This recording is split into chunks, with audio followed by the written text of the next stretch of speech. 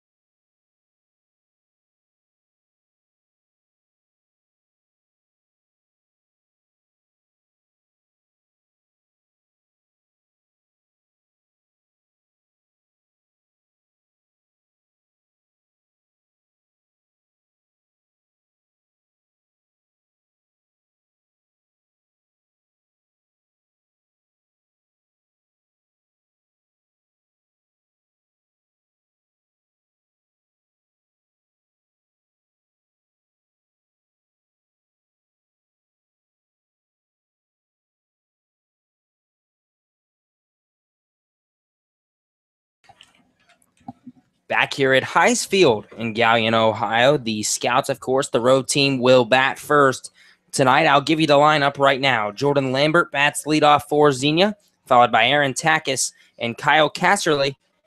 Donald Ring in the cleanup spot. Chris Ackerman batting 5th tonight for the Scouts.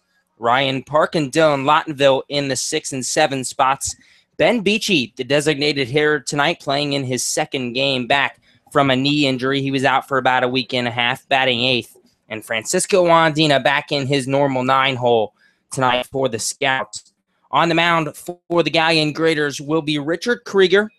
Surrounding him will be Zach Motice at 3rd, Jacob Hoover at shortstop, Josh Kent at 2nd base, Jarrett Smetana at 1st base, Matthew Knoll behind the plate, Joe Crank, Brady Hedinger And Austin Hathaway from left to right in the outfield for the Galion Graders. The Scouts trying to snap an 8-game losing streak. What are you looking for tonight, Andrew? Well, it's going to come down to pitching, and it's going to come down to getting the offense going early. I'm trusting, like you said, Jack Rains, one of the top 3 pitchers on the Scouts. I have confidence that he'll be able to work pretty quickly and do well with this talented but not overly talented Galion Graders offensive lineup. For the Scouts, though, you got to get hits. You can't, if you get a hit an inning, it doesn't matter if you can't get them in. A double here, a double there, doesn't matter if you can't bring them home. So it's all about situational hitting. Yes, and the Scouts have not been able to do that recently. And also, I hope that Ryan Park has a good day defensively at second base. Unfortunately for the Scouts, Dylan Lottenville playing second base yesterday, his error, which allowed 2 runs to score, ends up being costing the difference in that ball game. Without that error, if everything holds the same, which is obviously a hard thing to measure whether that would happen or not, but a very good pitching performance from Landon Williams, and unfortunately for the Scouts, the error ends up costing them the game. Yeah, and what Andrew is referring to, no second baseman active right now for the Scouts as we close out the year. Joey Roddy at third goes down with an injury, so you have to slide Donald Ring over to third as well. So the Scouts actually it's Chris Ackerman at third tonight, so he's not a normal third baseman. You have Ryan Park, who's a catcher, playing second. And now the first pitch to Jordan Lambert. High, ball 1, the first pitch of the night. And our view tonight is from a football press box here at Galion High School. We are right down the first base line. The 1-0 pitch to Lambert. High once again, 2-0. So it is nearly impossible to see whether these balls cross the plate or not. Obviously, you can see whether they miss high or low. Yeah, on the bright side, you won't be able to hear us complain for the entire game. Yeah, we'll find a way. The 2-0 pitch misses high once again. 3 straight pitches, 3 straight balls at about the chin of Jordan Lambert, 3-0. Lambert, a .285 hitter on the season. He bats from the left side against the righty Krieger. First pitch. The 3-0 pitch. Catches the outside corner, strike 1. Richard Krieger, a 6.54 ERA, 1-3 in 6 appearances. The 3-1. Popped up. Shallow center field. The second baseman going back. Josh Kent makes the grab. 1 away. And Lambert attacking there. It looked like a fastball in his spot, just missing there and forces the high pop-up. So after the 3-0 count, a little bit of a disappointing at-bat there for Jordan Lambert, who has all the speed in the world over there if he gets off as the leadoff man, but 1 down now for the Scouts. And Aaron Takis to the plate, who leads the Xenia Scouts in batting average with a .291. First pitch from Krieger. Strike 1 right down the heart of the plate. Takis, third on the team in hits with 30. A couple doubles and a triple. 12 RBIs for the junior from Cairn University. The pitch. High and outside, 1-1. Richard Krieger, the righty from Tiffin University. The native of New Philadelphia, Ohio. To finish up his numbers, a .304 batting average against, so opponents bat over 300 against Krieger. The pitch. Takis checked his swing. He went around 1-2. 22 innings pitched, 28 hits given up by Richard Krieger, so just over a hit an inning. 23 runs, 16 of them earned. Now the 1-2 pitch. Swung on, fouled off behind the plate. Aaron Takis lost the grip of the bat on that one and literally swung with one hand by the time he made contact with the ball. He barely stays alive, 1-2. And Richard Krieger, or as the Tiffin University website refers to him as Ricky Krieger, actually pitched an inning against Hillsdale College this past spring. Tiffin and Hillsdale both competing in that GLIAC Conference of Division II. The 1-2 pitch. Ground ball right side to the second baseman, Kent. Picks it up. 2 down here in the first. In that one inning pitched, he allowed no hits, walked 2, allowing an earned run. So that's interesting. I'm actually confused as to how that can even happen. 2 walks and then maybe a couple or a stolen base and then a passed ball scores the I guess it would be Walk. Yeah, walk. 2 walks, either stolen base and then sack fly. Maybe. The first pitch to Casserly. A ball high at the chin, 1-0. Casserly, a 263 hitter on the year. Leads the Scouts in doubles and home runs. 11 doubles, 2 home runs. The pitch. Strike 1 on the outside corner, 1-1. I can confirm that, yes, that's exactly what happened. Walk, walk, stolen base, sack fly. Do you know if Ring, Ackerman, or Lottenville faced him? The pitch to Cass. Fouled off 1-2. We will do deeper research as we speak. Casserly, the redshirt junior from Wright State, bats from the left side against the righty Krieger.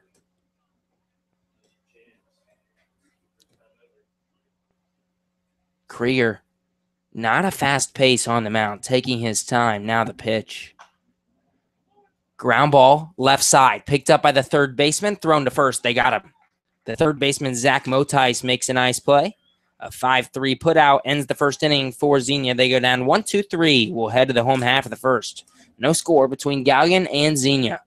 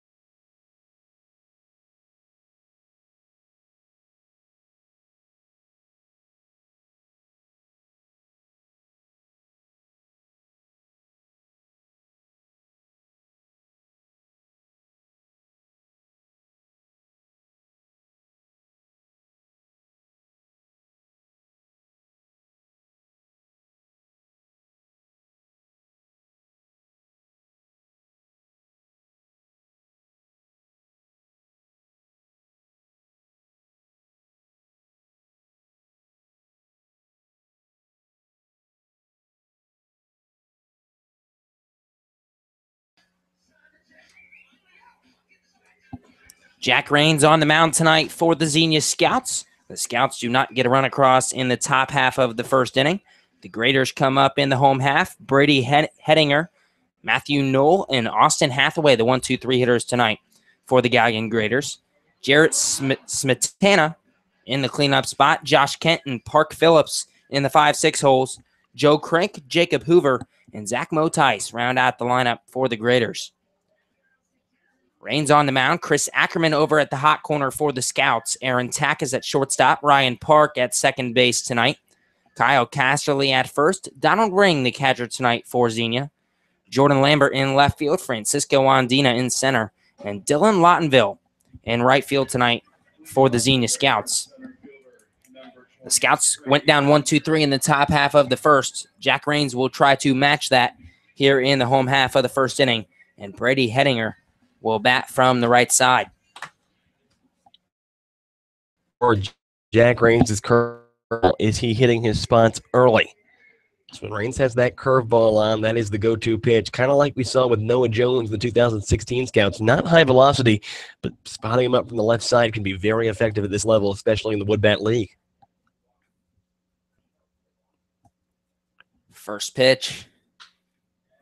Line drive, left field, through the hole, base hit. And Hettinger, one pitch, a single. He's on with nobody down. So the no-hitter did not last very long.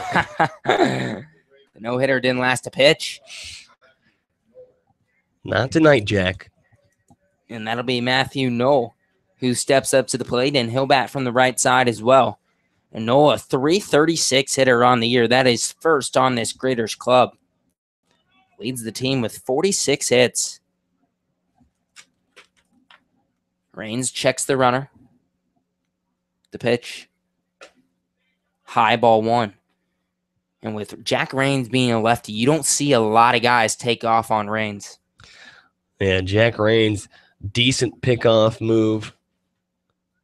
Not a lot of stolen bases against him. The pitch catches the zone 1-1. Caught the upper inside part of the strike zone. Hettinger a small lead over at first. Again, Rains the lefty. Probably not going to run as Hettinger despite being third on this team in stolen bases with 6. And one kind of weird thing about this ballpark is there's no dirt path on the first and third base lines. Nope. You can see on the live stream if you're looking at the camera here. The pitch. Outside, ball 2.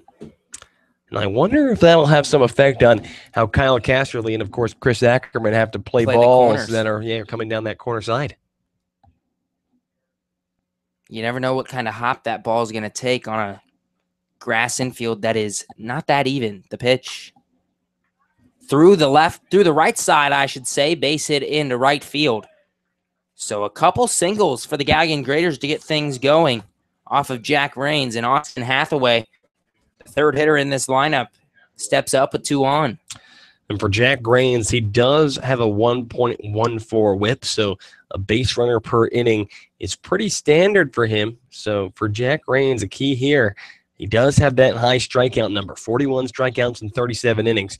He needs to get a punch out here and then hopefully look to force a double play. It'll be hard to do. Actually, Austin Hathaway, I was going to say it'll be hard to do because this kid smacks the ball. A .304 hitter, 9 doubles, 2 triples, 4 home runs. First pitch from Rains. Ground ball, left side, base hit into left field. Runner coming around from third. The throw from Lambert cut off. 1-0 Graders here early. Not what you want to see if you're a Scouts fan here. Jack Rains, no, I don't think we've ever even seen this before. 3 hits in a row off of him. No way. But none of them particularly hard hit balls, just finding the right spots. And just like that, the Scouts find themselves in a 1-0 deficit here, with the Graders still very much threatening here or in the home half of the first. And Austin Hathaway, who had that single, led the team in strikeouts with 33. So he was the guy you wanted to punch out. That'll bring up Jarrett Smetana, who takes a ball off the outside edge, 1-0. Smetana, a .303 hitter. He bats from the right side. One of the 2 All-Stars for the Galion Graders. The pitch. Ground ball once again to short. Takis bobbles the ball, flips to second, and he is safe.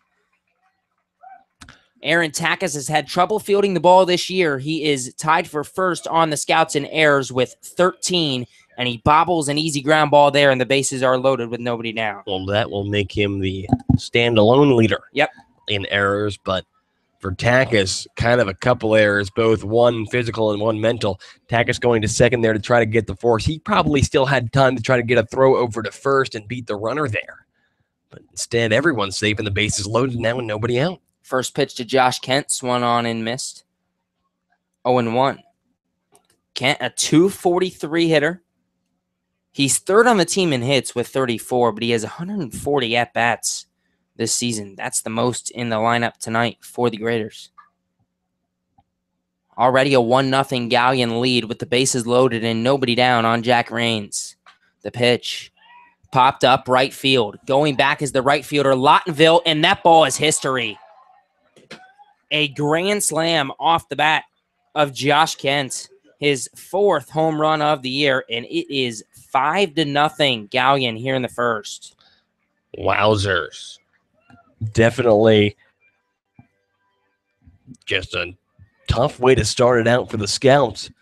Already trailing 5-0. And for a team, or 5-0, for a team that's had a hard time producing runs offensively, it's definitely not the way you want to start this ball game, Gabe.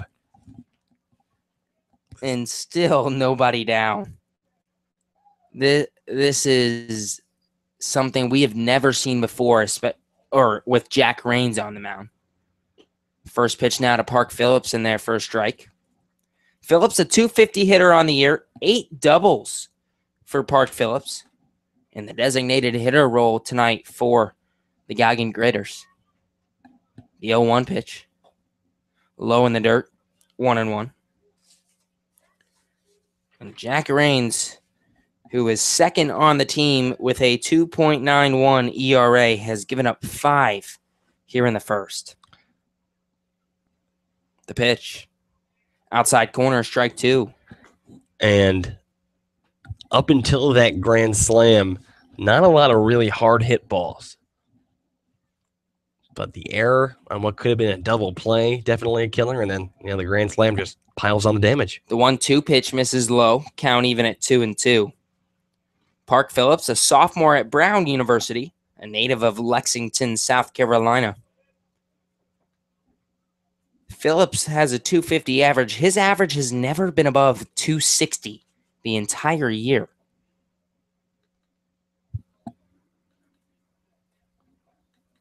Rains sets, now the 2-2. Outside corner, strike 3. Jack Rains gets the first out of the ball game for the Scouts. A strikeout looking one way. Strikeout number 41 for Jack Rains this season. That's the most on this Xenia Scouts ball club. And now Joe Crank steps up the 7th spot in this Galion Grader lineup. Crank, the left fielder tonight, for the Galion Graders. First pitch. Oh. Crank, a 257 hitter. 3 doubles, no homers, no triples on the year. He is second on the team in walks with 25. The pitch at the knee, strike 1. Joe Crank, a sophomore from Malone College. A switch hitter batting from the right side against the lefty Rains. The 1-1. Inside corner, strike 2. Rains ahead in the count 1-2, trying to bounce back after giving up 5 runs here in the first. Yeah, and Crank, the native of Louisville, Ohio, not to be confused with Louisville, Kentucky, a very small town in the northeast part of the state. Population 9,186. 1-2 pitch misses low. Count even at 2-2.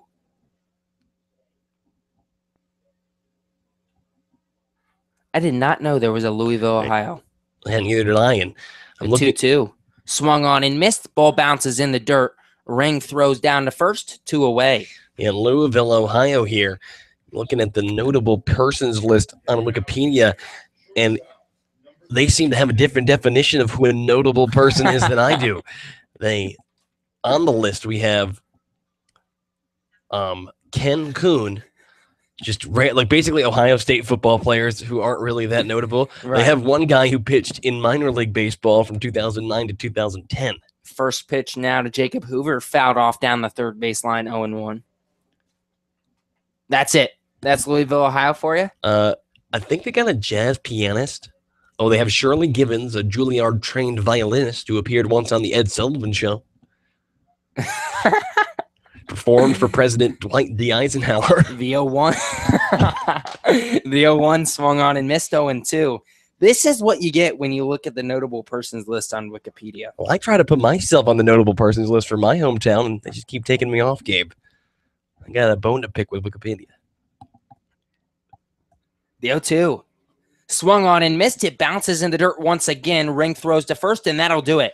So after giving up 5 runs on 4 hits, Jack Rains gets 3 strikeouts in a row. It was like 2 different pitchers out here, but Galion does the damage in the bottom of the first. 5 runs on 4 hits, nobody left aboard on 1 error by the Scouts, which ended up costing them a couple of runs. And the Scouts will have their work cut out for them throughout the rest of this game. We head to the second. Scouts down 5-0. You're listening to Scouts Baseball on the Xenia Scouts Radio Network.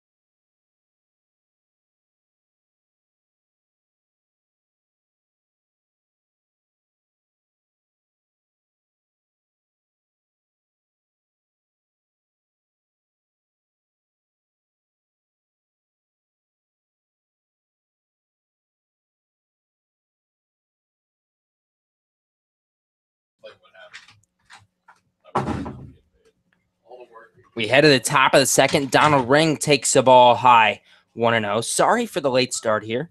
We had a little bit of an incident here in the press box as Ring bats from the left side against the righty Krieger. The 1-0 pitch catches the outside corner, 1-1. It's a little windy here in Galion tonight, and our Galion graders notes. So just to explain this a little more, as the 1-1 pitch from Krieger misses high, 2-1. As broadcasters, we obviously do a lot of preparation and get a lot of notes and stats on not only our team, but the opposition. The pitch. Ring swings through a fastball, 2-2. So we have our packet full of information and flew straight out the window here at High Field. The 2-2. Misses high and away, 3-2. So that is where Andrew Alix is right now, trying to find that packet of information for us. The 3-2 pitch from Krieger. Popped up, foul territory, out of play down the third baseline. And yeah, luckily the scouts are batting right now. So we have all of our stats and information, but Andrew Alix is on a search for some Galion graders notes. The pitch. Low, ball 4. Donald Ring on with the leadoff walk here in the second. And that'll bring up Chris Ackerman for the Scouts. The Scouts trying to snap a 9-game losing streak tonight against Galion, and they're in some trouble. Down 5-0 here in the second inning. Galion strikes 5 times on a grand slam from Josh Kent in the bottom of the first. The pitch. Swung on and missed. 0-1. To recap that first inning, 3 straight singles to begin the inning. An RBI single from Austin Hathaway included in that. An error on the shortstop, Aaron Takis, then loaded the bases for the Galion graders. There was runners on first and second. Instead of turning 2, Takis couldn't make a play. It loaded the bases. The 0-1 pitch to Ackerman. Curveball fouled off behind the plate, 0-2. And then Josh Kent cleared him, making it 5-0 on a homer to right field over a short porch here at Highs Park. A 300-foot fence. Well, the fence isn't 300 feet tall, but it's 300 feet to the right field fence here at Highs.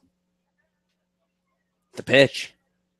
Swung on and missed. Ackerman strikes out for a 43rd time this year. He is averaging just over a strikeout and a half, to be exact. Obviously, you can't strike out half the time, but if you do the math, he is striking out about 1.6 times per game.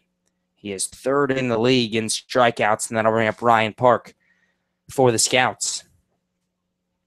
Park, a .252 hitter on the year, bats from the left side, a switch hitter, batting from the left side against the righty Krieger. The pitch. Fastball grounded right side through the hole, base hit. Ring holds up at second. Ryan Park with a 1-out single here in the second inning. 2 on with 1 out for Dylan Lottenville. Lottenville, a .136 hitter on the year. 11 hits, but Dylan Lottenville is on a 3-game hit streak. He is 4-for-11 in his last 3 games. Trying to bust out of a slump, a long slump, here to end the year. He bats from the right side against the righty Krieger with 2 on and 1 out, and the Scouts trailing 5-0. First pitch. Curveball, misses high, 1-0. The .136 average is the highest Dylan Lottenville's average has been since the 5th game of the year. The pitch. Fastball catches the inside corner, 1-1. Lottenville thought it was a little high, but he takes the strike and the count's even. Ring walks, Park singles. Ring stands on second, Park on first with 1 down. The pitch. Fastball flied high in the air, deep right field, and that gets over the head of the right fielder, Hathaway. 1 run will score. Park heading around second. He stops at third. An RBI double for Dylan Lottenville. It's 5-1 Galion here in the second, but the Scouts still have runners on second and third with only 1 down. Lottenville's 4th double of the year, his 7th RBI. And that'll bring up Ben Beachy for Xenia. Park standing at third, Lottenville on second. Ben Beachy, a .289 hitter on the season. 7 doubles, a triple, and a homer for Ben Beachy. Krieger sets, takes a look at Park at third. Now delivers. Beachy pops one up. Left center field. That ball going back, and that ball will be caught by the left fielder, Crank. It'll be a sacrifice fly for Ben Beachy. Ryan Park scores from third, and it is 5-2 Galion here in the second. Ben Beachy picks up his team-leading 20th RBI, and that'll bring up Francisco Andina for Xenia. Lottenville moves to third as well on the pop-out. And Andina with a hit can make this a 5-3 ball game and extend the second inning for the Scouts.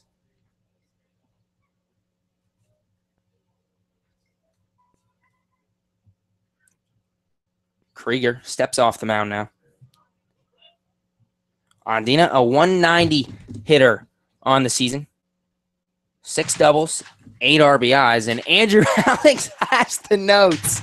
Yes, he went on a manhunt, and he found them. Well, they were on the roof below here.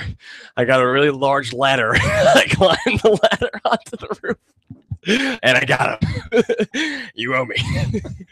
Oh, wow. What did I miss? You missed a walk from ring. Ackerman struck out as the count 1-0 on Andina. The pitch. Outside corner, strike 1. Ryan Park that singled right field, made it first and second with 1 down. And then an RBI double from Dylan Lottenville. Stay hot, kid. Who stays hot and makes it 5-1.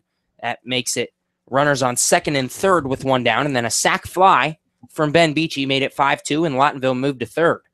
The pitch to Andina. Curveball swung on and missed, 1-2.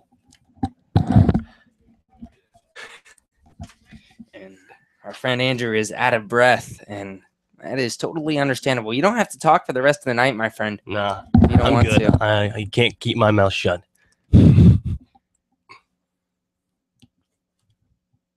Andina bats from the left side. Lottenville 90 feet away. Scouts trailing 5-2. The pitch. Up middle, right back at Krieger, who caught that on a line.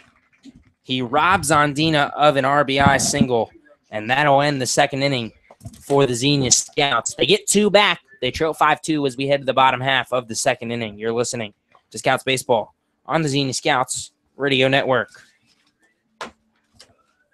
Then my 5 was.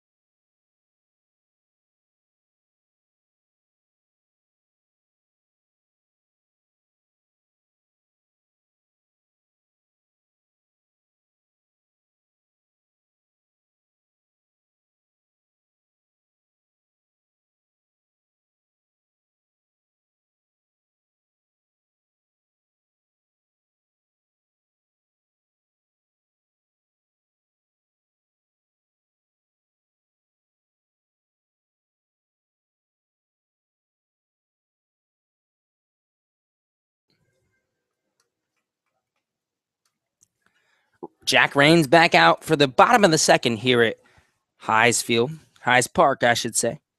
Zach Motice will lead it off for the Graders. He swings through a fastball, 0-1. Motice, bottom of the order for Galion. He's followed by Brady Hedinger and Matthew Knoll, the 1-2 hitters for the Galion Graders tonight.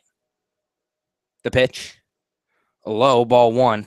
Chris Ackerman playing in front of the base at third. We talked about this grass infield, especially the grass lines as well. There is not a dirt path on the base pass here at Hayes Park. Ackerman is choosing to play in. The pitch misses outside, 2-1. Casually over at first, choosing to play way behind the first base bag, which is understandable. 5-2 Galion here in the bottom of the second. The pitch. Fouled off behind the plate, count even at 2-2. Zach Motais playing third base tonight for the Galion Graders. A .242 hitter on the season. 16 hits, 4 of them doubles. Raines takes a deep breath on the mound, trying to avoid what happened back in the first inning. The 2-2, low in the dirt, full count. And Raines, like you said, he struck out the final 3 batters that he faced. And for Raines, like we said, a guy who strikes a lot of dudes out. Now 43 strikeouts on the year, a team lead. Let's see if he can punch out this 9-hitter as he goes back to that top of the order that torched him to start this game. The pitch. Ground ball, third base side. Ackerman fields it hot, fires to first, 1 away. And Chris Ackerman, who, I don't know, he definitely hasn't played third for the Scouts. I'm not sure if he plays third in college. Andrew would know more about that than I do. The answer is probably not.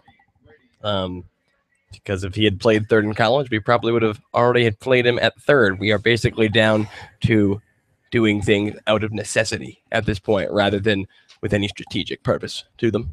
Brady. Other than saying maybe park at second over Lawtonville might be strategic, but Brady Hedinger, the leadoff batter for the Graders. First pitch, swung on and missed, 0-1. Of course, the situation we're talking about, the Scouts with no middle infielder on the active roster, and without Joey Roddy, the third baseman. That pitch swung on and missed, 0-2. So Ackerman, who is a catcher, and has played some first base as well, playing third tonight for the Scouts. Ryan Park, who is a catcher as well, playing second. The 0-2 pitch. Swung on and missed, strike 3. Jack Raines has found his groove. 5 in a row retired. His 4th strikeout, 2 down in the second.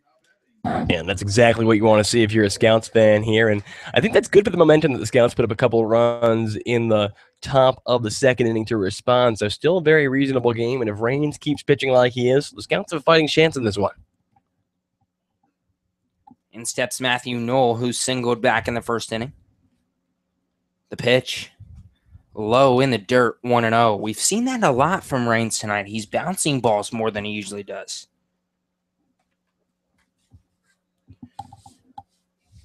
Knoll, the best hitter in this Galion Graders lineup. A .336 average. That is 20th in the whole league, first on the club.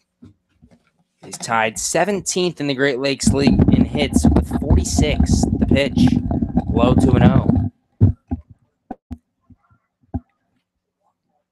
And Knoll from Malone University, one of 3 Malone University guys in this lineup.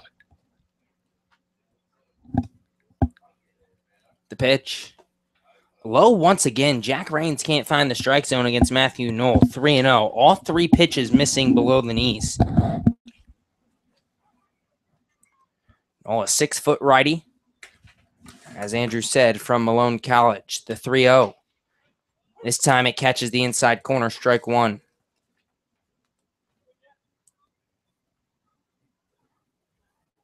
Knoll, a guy who, despite the .336 average, batting .265 in his last 10 games. The 3-1. Outside corner, strike 2. Raines makes this a full count, battling back here against Matthew Knoll. 5-2 Galion here in the bottom of the second.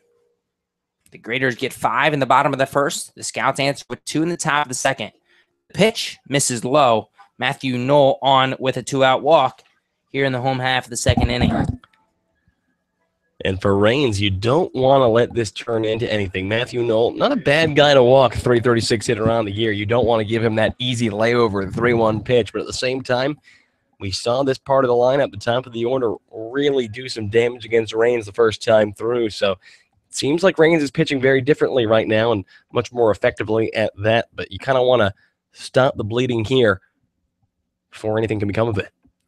First pitch to Austin Hathaway in there for a strike. Hathaway, one of the all-stars on this Galion Graders team. He went 0 for 2 in that all-star game. He has 10 multi-hit games on the season. Already has a hit tonight. The pitch. Low, it gets past Ring. Noel's going to take second. Ring chasing after it. Noel will not advance to third. A runner in scoring position with 2 down for Galion. Now you got to be really careful here with Austin Hathaway. Hathaway, the team leader in RBIs with 28. Of those 10 multi-hit games, Hathaway had 6 of them in the first 11, however. The pitch. Low, a good block from Ring that time. 2-1 to Hathaway. Hathaway from the University of Charleston will be a junior. A native of Fredericktown, Ohio. Lefty sets and delivers. That one's fouled off down the third base line. Count even at 2-2. And it's funny that you say lefty sets and delivers because Corey Coobs actually refers to Jack Reigns exclusively as lefty. It's not Reigns. It's not Jack. It's not John, which is actually his first name. It's Lefty. The 2-2. Line drive, center field, base hit. Andina cuts it off. The throw to the plate will be way late. An RBI single, and it is 6-2 Galion. That ball gets away from Donald Ring as well behind the plate. Reigns there to back it up. Hathaway moves to second, and Galion has added another. And you hate to see that, Gabe, especially see that ball get past Ackerman because – or not get past Ackerman, get past Ring, because the passed ball earlier, if that hadn't happened after the Noel walk, well, that hit probably would have just put runners at the corners. But instead, after he moves into scoring position, he'll score very easily. And because of the pass ball on the throw there, the other runner advances into scoring position as well. And now the batter, Jarrett Smetana, takes a strike, 0-1. Smetana. That is one tough one to say. He's playing first base tonight for Galion. He reached on the error by Takis in the first inning. The pitch.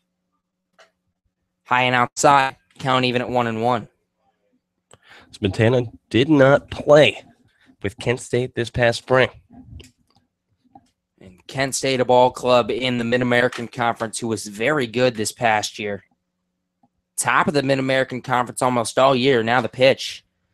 Blooper into center field. Base hit. Andina comes on, fields it, and this time the throw is in pretty quickly. The runner holds at third. Hathaway stands 90 feet away. Another 2-out base runner for the Galion Graders. Runners on the corners, still 2 down. And just a very odd ball game that we've seen from Jack Reigns so far. 4 strikeouts, now 6 runs allowed. And it seems to be just kind of a yin and yang kind of factor here for Reigns so far in this ball game. Now, pitching coach Corey Coobs is going to come out and have a word with him. This is by far the worst we've seen Jack Reigns this year. As Reigns came in top 10, actually 8th in the Great Lakes League in strikeouts with 41. And only, I believe, 7 walks. 7 walks as well. 7 walks, 41 strikeouts for Jack Reigns this season, a remarkable number. He's giving up about a little under a hit an inning, had only given up 12 earned runs in 37 innings pitched, and tonight it's just been rough through an inning and 2/3. Great Lakes League out-of-town scoreboard, 5-1 Copperheads over the Jazz in the bottom of the 3rd. The Steam and the Joes scoreless in the bottom of the 4th. First pitch, misses low to Josh Kent, 1-0. Kent, a .243 hitter on the year, but he's already done damage, to say the least, tonight. The lefty, a grand slam, back in the first inning.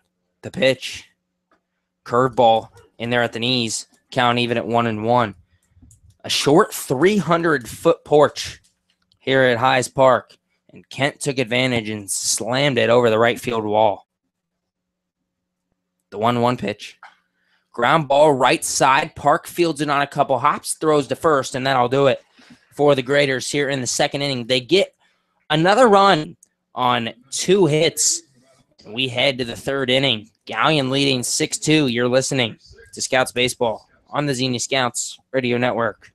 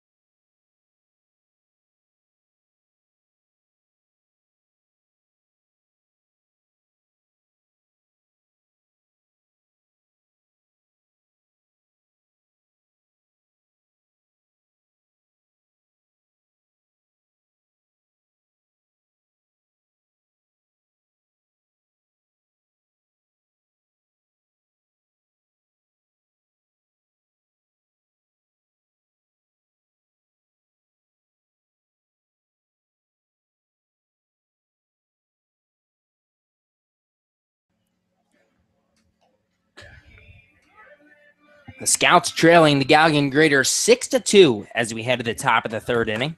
Jordan Lambert, Aaron Tackes, and Kyle Casserly, the top of the order for Xenia, due up here in the third.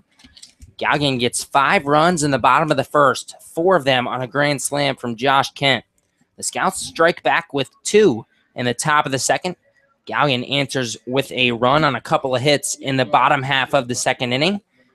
And that leads us to the 6-2 score as we enter the third. Jordan Lambert bats from the left side against the righty Richard Krieger, who has given up 2 hits, 2 runs on 2 hits thus far. First pitch to Lambert. Outside corner, strike 1. Lambert leads this Scouts team in hits with 41. Waving the bat above his back shoulder, now the pitch. Chopped foul right back into the Scouts dugout. Down the first base line, 0-2. Yeah, Lambert, we saw his average about a week ago at 313. That number has dropped significantly now. He sits at 285. 285 average is third on the team. The 0-2 pitch. Line drive, right side, and that ball gets in the gap. A base hit. Lambert hard rounding first. He'll hold up. A leadoff single here in the third for Jordan Lambert. Exactly what you want to see if you're the Scouts for the second inning in a row here. The leadoff man on board and the hot-hitting Aaron Tackes to the plate. The Scouts, they got to respond again here in the top of the third inning, just like they did in the top of the second. Tackes steps up. He's 0 for 1 tonight with a ground out to the second baseman, Kent, his first time up. Tackes, a 291 average, leads the team. The pitch. Low, it gets past the catcher, Knoll. Lambert moves to second, and the count 1-0 on Aaron Tackes. That's fantastic. If you're the Scouts, now a runner in scoring position and nobody out, and no excuses for not getting Jordan Lambert home here. Aaron Tackes had his 6-game hit streak end yesterday against the Cincinnati Steam. But Tackes reached base 4 times. He was 0 for 1 with 4 walks against this team. The 1-0 pitch. Ground ball up the middle. A good stop by the second baseman, Kent. He throws to first, and Tackes is out at first. He almost beat it out. A good backhanded stop on a ground ball, almost straight up the middle. A good stop by Josh Kent, one away. Yeah, first base coach Ross Yoder there holds out the safe side. As Aaron Tackes was absolutely booking it down that first base line, but our field umpire here disagrees. But on the bright side, Jordan Lambert advances to third. Just a pop fly from Kyle Casserly on the outfield should be enough to bring him home. First pitch to Cass. Curveball, inside corner, strike 1. Casserly has reached base in 18 of his last 19 games. The lefty I know he's trying to take advantage of the short 300-foot porch out in right field. The pitch. Fastball way high and away. 1-0. The Scouts with a lot of lefties in the lineup like always. Lambert, Takis, Casserly, and Ring. The first four are all lefties.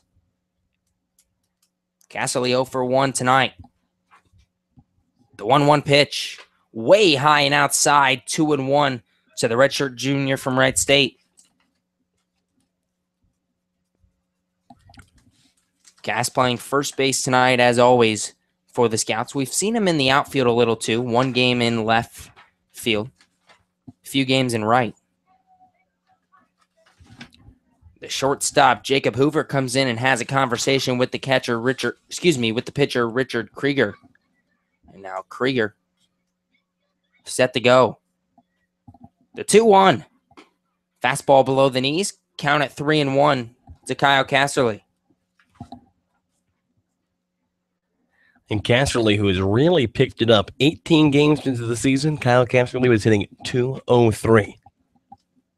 The average now at 263. The pitch. Fouled off behind the plate. Count full at 3-2. You said that was 18 games into the year? Yeah, that was game number 18. So he's raised his average 60 points over the last 20. 21, I should say. Lambert stands on third. Scouts trailing 6-2, trying to chip into this lead here in the top of the third inning. The 3-2 pitch. Fastball misses outside. Casserly walks for the 22nd time this year.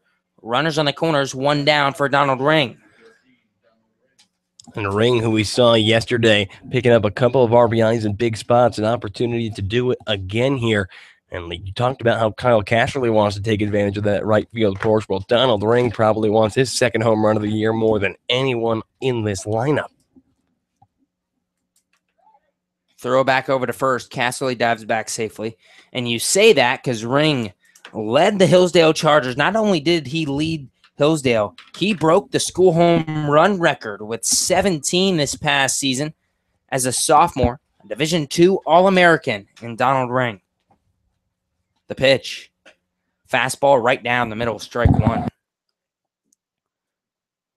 Ring, a guy who he broke that home run record on 2 grand slams back-to-back in the same day. Krieger sets. The 0-1 misses high, 1-1. The indication I get from that statistic was the pitcher must not have been very good. Ring took him deep. The bases happened to be loaded both times. Could have just been a hot hitting day. That too. The 1-1 pitch from Richard Krieger. Popped up, right field. The right fielder and the center fielder going back. The center fielder Hedinger calls off the right fielder Hathaway. And that'll score a run. A sac fly from Donald Ring. And it is 6-3 here in the third. So Donald Ring does what he has to do there. Just a long fly ball was needed, and he does the job. So the second sac fly that we've seen from the Scouts in this ball game and cuts their deficit to just 3. Now Chris Ackerman to the plate. He's 0 for 1 with a strikeout tonight. Casserly stays on first after the sac fly. The pitch. Curveball low, 1-0. Ackerman's strikeout back in the second inning was his 43rd strikeout of the year. He has struck out in every game but 4 for the Scouts. He is 3rd in the whole league in strikeouts. Pitch. Fastball high and in, 2-0. Ackerman, a guy who's been struggling as of late. 2 for 34 in his last 10 games. That's an .059 batting average. He's reached base another 7 times on 7 walks. Throw to first, cast back safely. And the walk having. And they're going to call a balk, so Kyle Casserly is going to move to second. He's in scoring position for Chris Ackerman. Yeah, and Ricky Krieger does not like that call, and he throws up the hand signals. gives a kind of what's going on mantra there. So Cass moves to second. And now Chris Ackerman with the 2-0 count on him bats from the right side. Ackerman entered the month of July with a 308 batting average. And now sits at 176.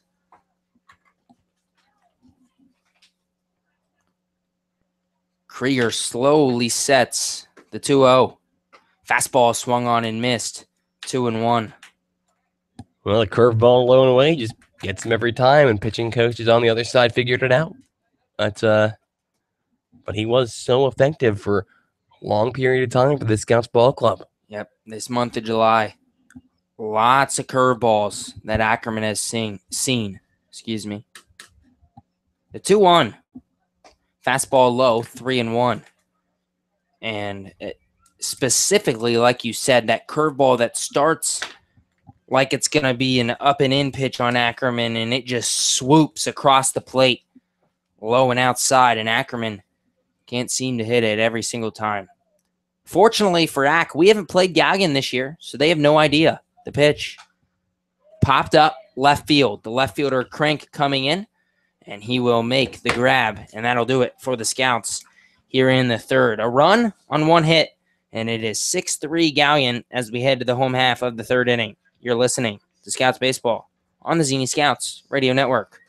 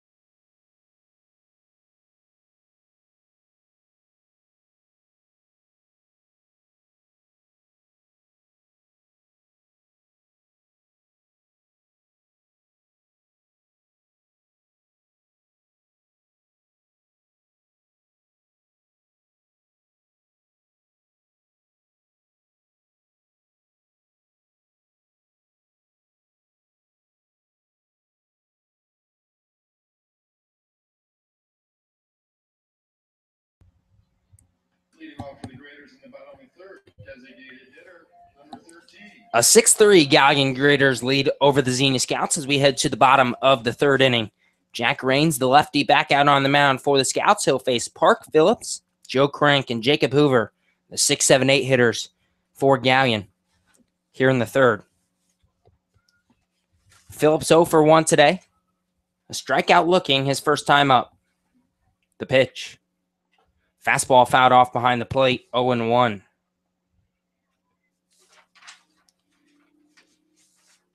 Phillips, despite the low batting average, which sits at 250 and has never been above 260 the entire year, has reached base in 10 of his last 11 games. And he's hitting 400 in his past 7. That one grounded right side. Park fields it on a couple hops, fires to first, 1 away. Good quick out there for Jack Rains, who it's been the best of both worlds for him. Well, the best of the world and the worst of the world is he's given up 6 runs, but striking out 5 in this contest. It's like we've seen 2 different guys out there on the mound. Rains with 4 strikeouts, actually. 4 strikeouts, and they all came within 5 batters. Now Joe Crank to the plate. He bats from the right side against the lefty Rains as well. First pitch, Crank shows bunt, bunts it foul behind the plate, 0-1. Crank playing left field tonight for the Galion Graders. He struck out back in the first. Part of that, 3 straight strikeouts in the first inning for Jack Rains after giving up the 5 runs on 4 hits. He went down swinging. The pitch. Ground ball right side toward Park again. Park fields at second, fires to first. 2 away. 2 straight ground outs to the second baseman Ryan Park to begin the third, and that'll bring up Jacob Hoover.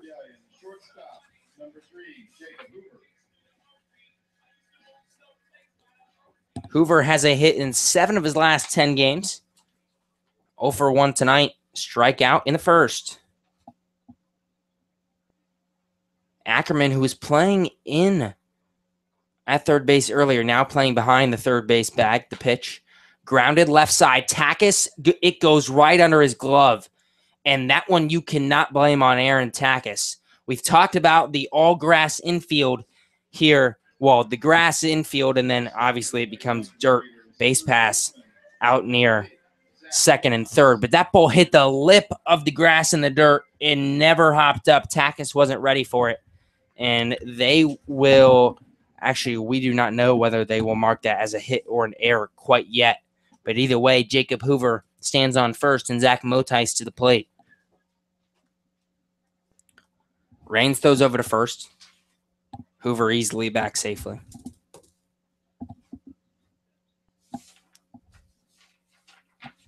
Raines, a guy who has not given up many runs all season, has given up 6 here in the first 2 innings. Now here in the third, first pitch in there for a strike to Zach Motice. Motice, this is his 22nd game of the season for the Graders. He has reached base in 17 of his 21 thus far. Raines throws over to first once again. Hoover, not a far lead, just jogging, taking a couple steps back. Getting back safely. Motice has struggled since the All-Star break, hitting 136 since the break. The 0-1 pitch. Curveball fouled off behind the plate, 0-2. Good for Raines ahead in this count here. Let's see if he can finish off Motice and throw his first inning without allowing a run to come home. Motice has played in 6 games, 6 of the 8 Galion Grader games since the All-Star break. 3 for 22 in that time. The 0-2 pitch. Ground ball left side. Takis was moving towards second because of the runner. And now Hoover will go from first to third on the base hit to left field. Motice with a single. And runners on the corners, 2 down for the Graders as the top of the order comes back up here in the third. And that's a super tough one there. If you're Jack Raines, that ball hit exactly where Aaron Takis had started. He basically runs over to cover the second base bag or cover the middle? Cover the second base bag. It was a hit and run. Ah. Well, either way, then perfectly executed. The ball just rolls into left field. And just like that. The pitch. Just below the knees to Brady Hettinger. 1-0. And just like that, runners at the corners here with 2 away. Hettinger already has a hit tonight. 1 for 2 with a single back in the first inning. The pitch swung on and missed. To get off speed pitch from Raines, 1-1. And we saw this just 1 inning ago. Jack Raines gets 2 quick outs and then allows a little rally. A run comes home to score. Let's see if he can shut the door here. The 1-1 pitch popped up, foul territory, out of play down the third base line, 1-2. Hettinger, a guy who has 13 strikeouts in his past 6 games. So over 2 strikeouts a game in his past 6. The pitch. Fouled off behind the plate. He just got a piece of the curveball. Count stays at 1-2. Before these last 6, he had only struck out 2 times in the previous 12. So not a guy who struck out a lot, and all of a sudden over the past week, he's had a strikeout problem. Well, hopefully Raines can fan him for the second time today here ahead in the count, 1-2. The 1-2 delivery. He checked his swing. He did not go around on a curveball in the dirt. Count even at 2-2. And the runner at first, Motice, advances over to second base. He stole there. So 2 runners in scoring position here on 2-2 count with 2 away. Not even a throw from Chris Ackerman. With a runner on third, Ackerman probably wanting to hold Hoover, who is very speedy at third. The 2-2 pitch. Swung on and missed it, got past Ring. He picks it up, fires to first, and Casserly just kept his toes on the bag. Oh my, that was close. That would have scored a run if Cass would have been pulled off the bag there. And instead, Raines gets his 5th strikeout of the night. And that'll do it for the Graders in the 3rd. They get a couple of base runners and a couple of singles, but no runs come in. Andrew Alix will have the play-by-play for you for the 4th, 5th, and 6th. You're listening to Scouts Baseball on the Xenia Scouts Radio Network.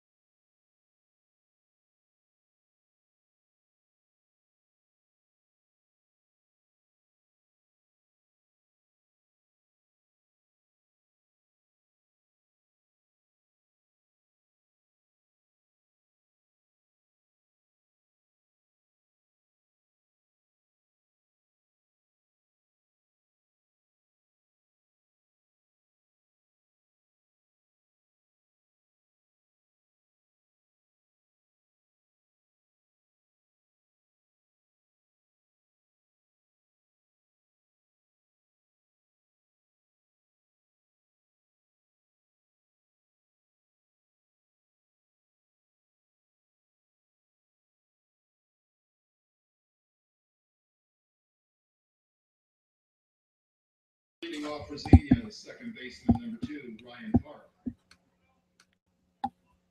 Inning number 4 of baseball here at Galion Tiger Stadium in beautiful Galion, Ohio. The Scouts trailing this one by a score of 6-3 as we go here into the top of the 4th. Ryan Park to lead things off here against the starting pitcher for these Galion Graders, Ricky Krieger. First pitch from Krieger, and Park hits that one line drive right field. That'll drop in for a base hit. So one pitch was all it took for Ryan Park to get things going here. He's now 2 for 2 on the day against Ricky Krieger, and the Scouts with the leadoff man aboard for the 3rd inning in a row. And if you're a Scouts fan, that's a good thing. The Scouts have brought a couple runs home to score back in the 2nd inning. They added one on in the 3rd as well. So it's Ryan Park over at first here with nobody out in the top of the 4th inning. And the hot-hitting Dylan Lottenville to the plate. Lottenville, his first time up, an RBI double to bring the Scouts' first run of the game home. First pitch here to Lottenville. And Lottenville dodging out of the way there. Fastball upstairs and inside. 1 ball and no strikes. The count to the right fielder from Hillsdale College. Lottenville, like we said, 1 for 1 on the day. He is a 4-game hit streak going to end this season. He bats from the right side here against the righty. As the righty Ricky Krieger is going to throw a pickoff attempt over to first. Ryan Park sliding back in safely. The count will remain 1 ball and no strikes. So Lottenville back into the box. Batting from the right side here against the righty, Ricky Krieger. He delivers, and Lottenville fouls that one. A dribbler back towards the Xenia Scout dugout on the first base side.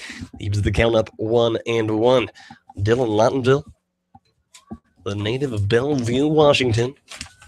We saw him hit his first triple of the year yesterday. 4 for 11 with 2 RBIs in his last 3 games. The 1-1 pitch. And Lottenville takes on the inside. 2 balls and 1 strike moves the count. Ben Beachy awaits on deck for Xenia. The Scouts with 1 on here and nobody out. In the top of the 4th inning. 2 balls and a strike. Ricky Krieger. His motion and delivery. And a swing and a foul ball on the ground down the third base side. Evens up the count 2-2. Lottenville Even though he's been hot of late, not a great start to the season. He's hitting a .136 on the year, 3 doubles, 1 triple, 6 RBIs. He has struck out 31 times. That is the second most on the Xenia Scouts ball club. But 2 balls and 2 strikes the count to him. Ryan Park leads over from first. Still nobody out here in the top of the 4th inning.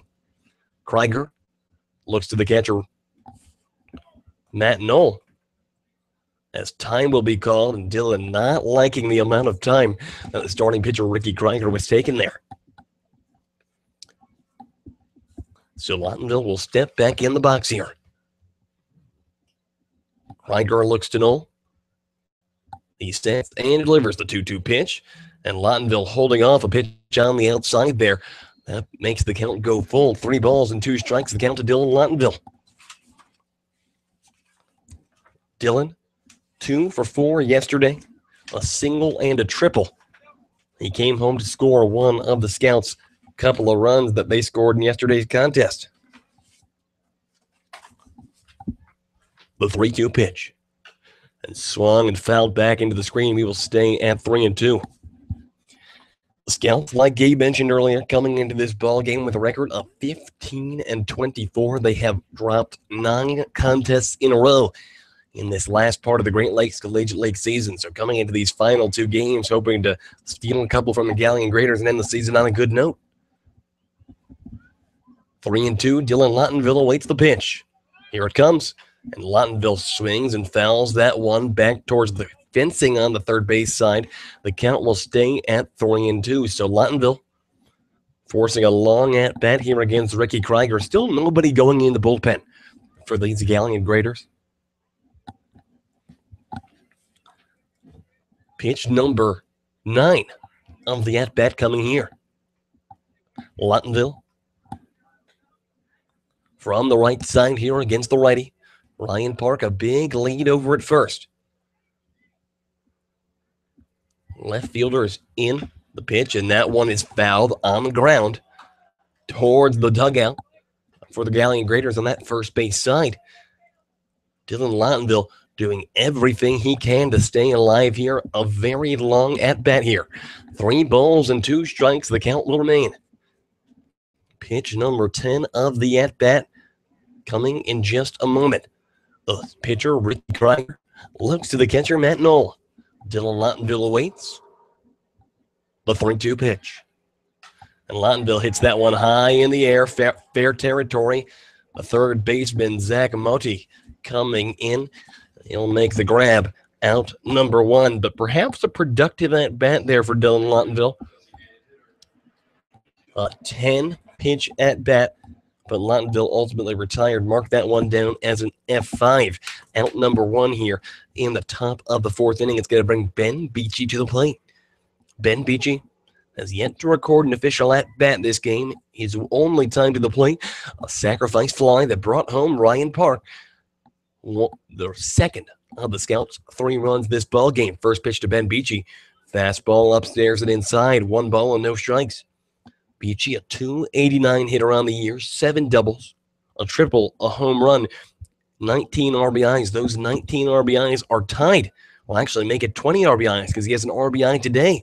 So with 20 RBIs, he sits atop the Xenia Scouts leaderboard. Pickoff attempt over to first, not in time to get Ryan Park. A runner at first here and 1 away for the Scouts in the top of the 4th inning. They trail the Galion Graders by a score of 6-3. Beachy bats from the right side here and against the righty, Ricky Krieger. Krieger, the 1-0 pitch. Swing and a miss there, evens the count up, 1 ball and 1 strike. Ben Beachy from Otterbein College.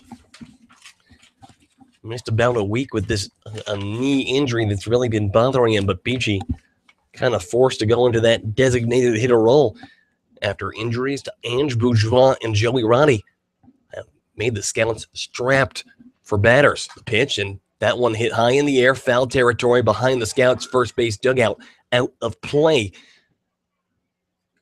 Beachy now behind in the count, 1-2. Beachy, 51st in the league in RBIs. He has only played, now this is his 8th game in the month of July. The 1-2 pitch. And Beachy swings, hits that one hard on the ground, but just going foul on that third base line. So the foul ball will keep the count 1-2. Beachy put a good bat on that one, but unfortunately unable to stay fair. We will remain at 1-2. Francisco Andina awaits on deck here for the Scouts. Beachy steps back in the box. 1 ball and 2 strikes the count. The 1-2 pitch to Beachy. Swing and a miss, strike 3. Ben Beachy goes down swinging. That is the second strikeout of the evening for Ricky Krieger. Out number 2 here in the top of the 4th inning. And Francisco Andina comes to the plate with 1 on and 2 out with the hopes of keeping this inning going. Andina, he's 0 for 1 on the day. He lined out right back to the pitcher, Ricky Krieger, his first time up. But Franco, boy, did he have a good day 2 games ago. Andina, 3 for 4 with 2 singles and a double against the Cincinnati Steam 2 days ago. First pitch to him, taken low and away on the outside. 1 ball and no strikes the count.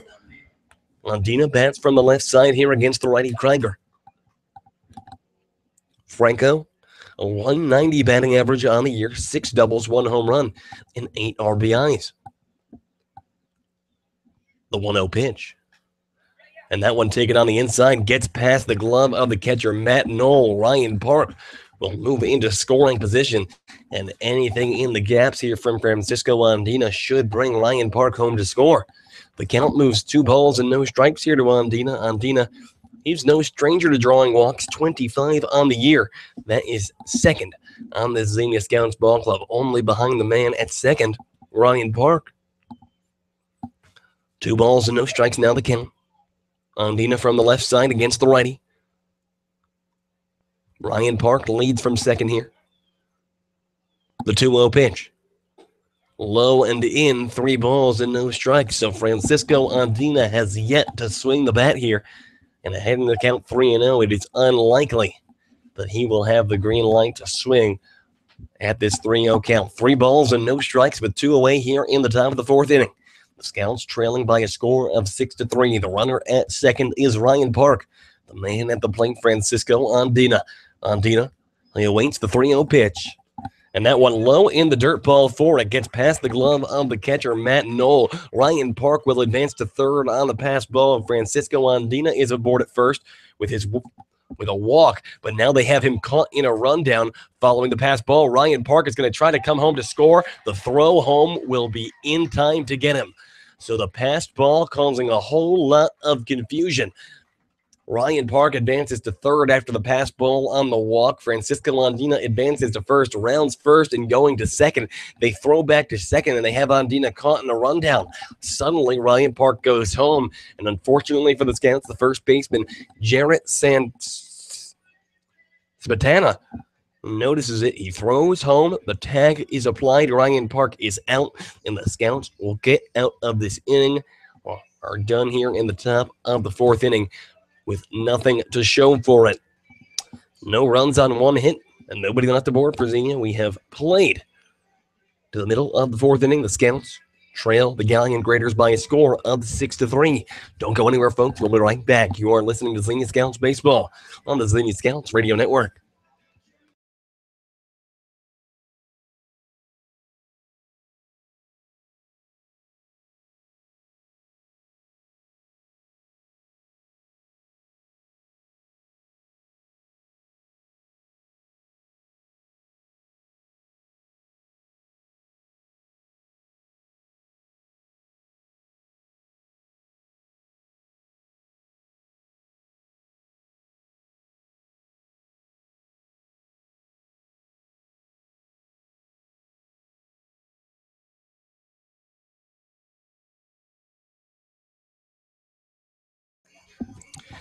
Inning number 4 of baseball here for the Xenia Scouts. They trail the Galion Graders by a score of 6-3. It's the bottom of the 4th inning, and Jack Rains out for his 4th inning of work. He's allowed 6 runs thus far. He has struck out 5 in what has been a day which has been the best of times and the worst of times for Rains. First pitch from him. That one a fastball upstairs missing. 1 ball and no strikes, the count to Matthew Knoll. Matthew Knoll, the top hitter on this Galion Graders team, a .336 average. He is 1 for 1 on the day. He walked his second time up after singling in the first, but Knoll swinging and missing there. Evens the count up, 1 ball and 1 strike. Knoll is so a single and a walk on the day. He has come around to score both of those times he reached base. The 1-1 pitch. Fastball missing up and in, 2 balls and 1 strike. Knoll from Malone University. He will be followed by Austin Hathaway and Jared Smetana at the minimum here for these Galion Graders. 2 balls and a strike the count. Rains delivers. Fastball missing low and away, 3 balls and 1 strike.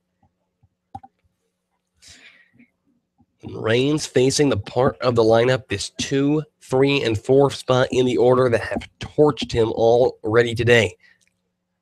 4 hits between the 2 of them as that one hit on the ground towards second base. The second baseman, Ryan Park, fields it cleanly, throws over to first in time.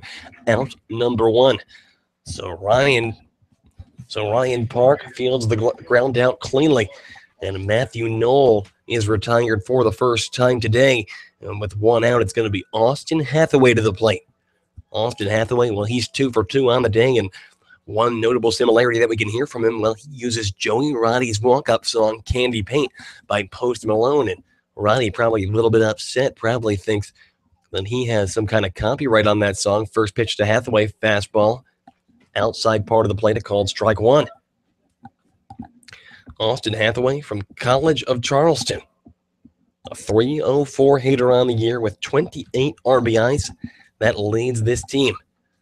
As the 0-1 delivery there from Jack Range, spiked in the dirt, gets behind the catcher ring, but doesn't matter, nobody on base. 1 ball and 1 strike here with 1 away in the home half of the first. The score, 6-3 in favor of the Galion Graders. The 1-1 pitch. Spiked in the dirt yet again. Good job there by Donald Ring to stay in front of it. 2 balls and 1 strike to count.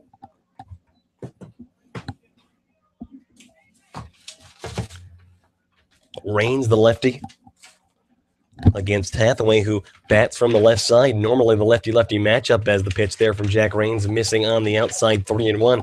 Normally the lefty-lefty matchup, devastating for the man at the plate, but Austin Hathaway, it's been no problem so far. Like we said, 2 for 2 with an RBI already on the day. So Rains looks to the catcher, Donald Ring. He delivers the 3-1 pitch, and that one hit on the ground towards second. Ryan Park fields it cleanly, rockets it over to first in time, 2 away. So Jack Rains has fallen behind in a couple of counts here to get things going in the top of the fourth, but he gets out of it both times. A couple of ground outs to the not everyday second baseman by any means, Ryan Park. And 2 out and nobody on for the Graders here in the home half of the fourth. So now it's going to be their cleanup hitter, Jarrett Smetana, to the plate. Smetana 1 for 2 on the day. First pitch to him, fastball on the inside. 1 ball and no strikes to count. Jarrett Smetana from Kent State University. One of 2 all-stars for this ball club. Out here in Galion, 1-0 pitch. Missing on the outside, 2-0. In the all-star game, 0 for 3, he did pick up an RBI on a sacrifice fly. Smetana has had 9 multi-hit games this season, 3 in the last 6. The 2-0 pitch. Grounded foul, first base side. A beautiful barehanded grab by the third base coach for the Galion Graders. Just takes it on 1 hop with his bare hand as the Galion dugout. Well, they show that they're pretty impressed by that one. But joking aside, 2 balls and 1 strike to count here with 2 away in the bottom of the fourth. Smetana bats from the right side here against the southpaw Jack Rains. The 2-1 pitch is hit on the ground towards short. Sliding is Aaron Takis, but he cannot stay in front of the ball. That one will die in the grass, and safe at first with a 2-out infield hit is Jarrett Smetana, his second hit of the ball game. So Jack Rains in the second, the third, and now the fourth has gotten the first 2 outs of the inning, but now in all 3 innings, Jack Rains has let up a hit with 2 away. It came back to bite him in the home half of the second inning. In the third, he got out of the inning unscathed.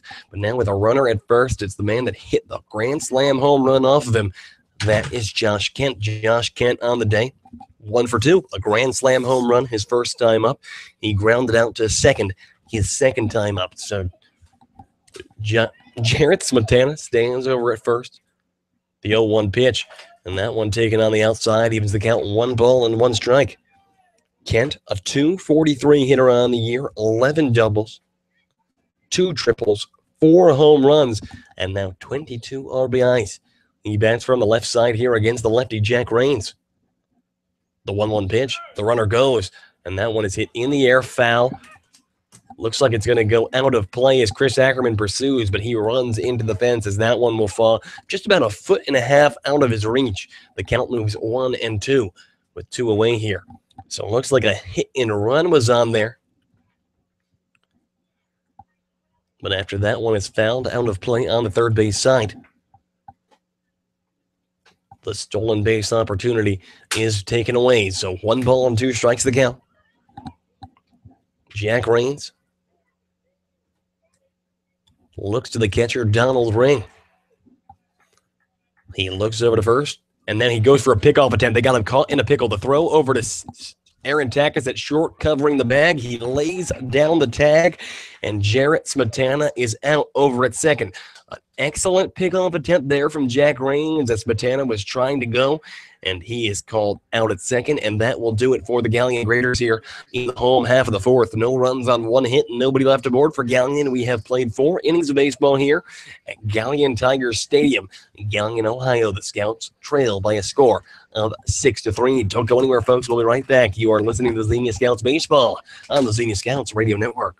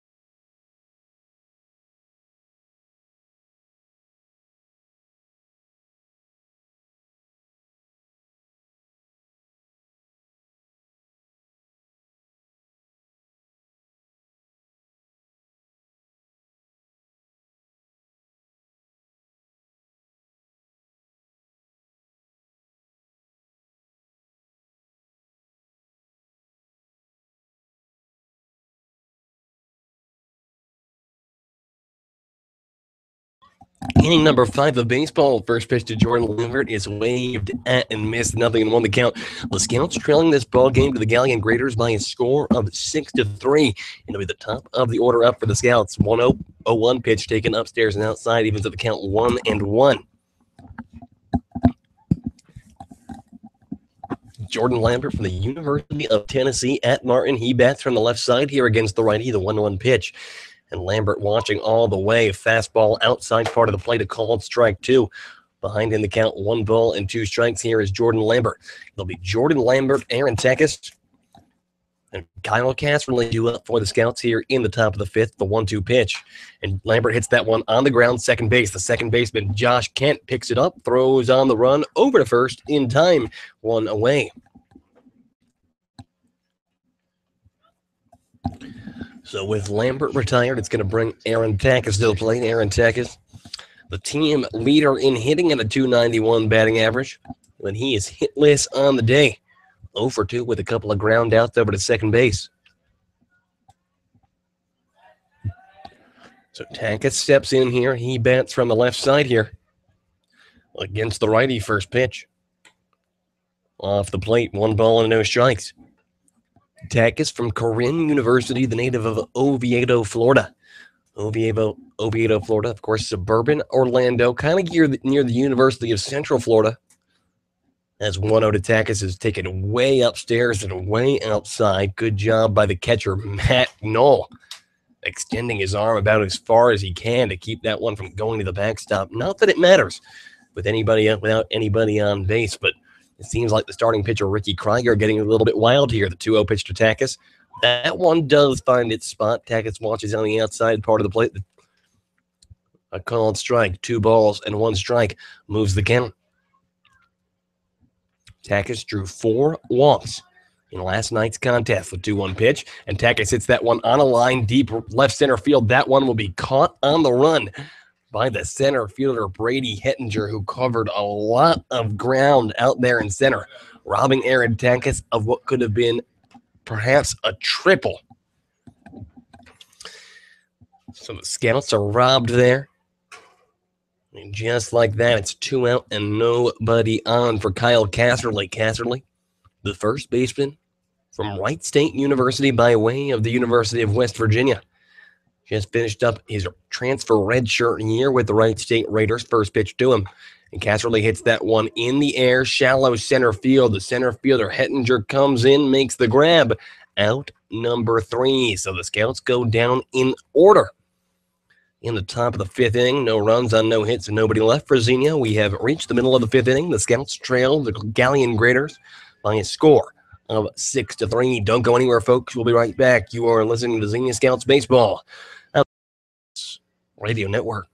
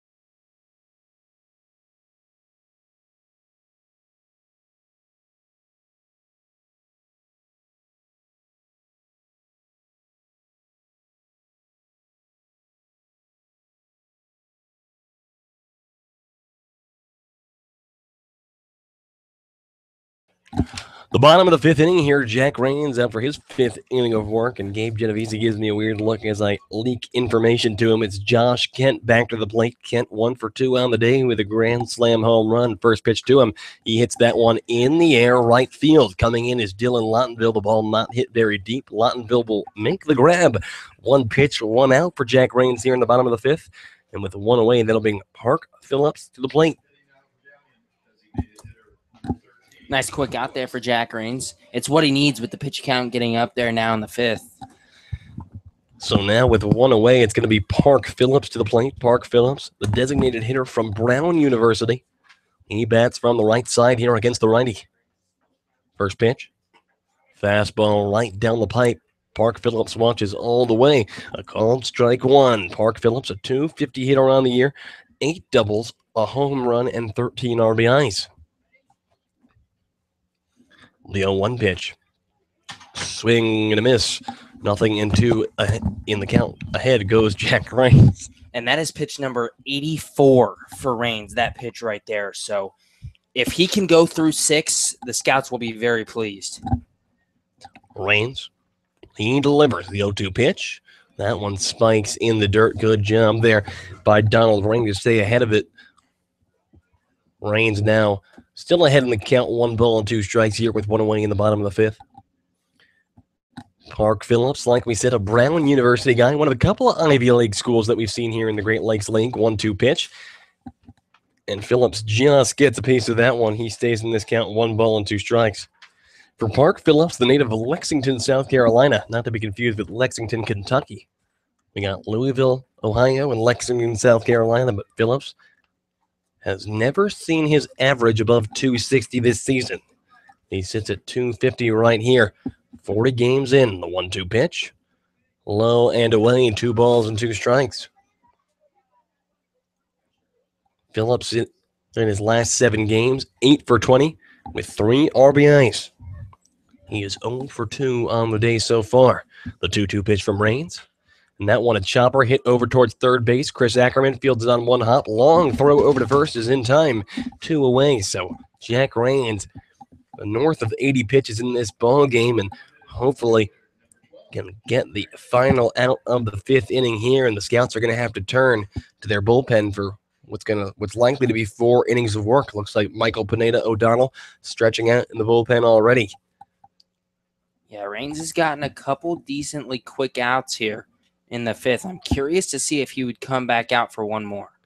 First pitch here to Joe Crank. That one taken on the outside, 1 ball and no strikes. Crank, a .257 hitter on the year, 0 for 2 on the day. A strikeout and a ground out for the left fielder from Malone College.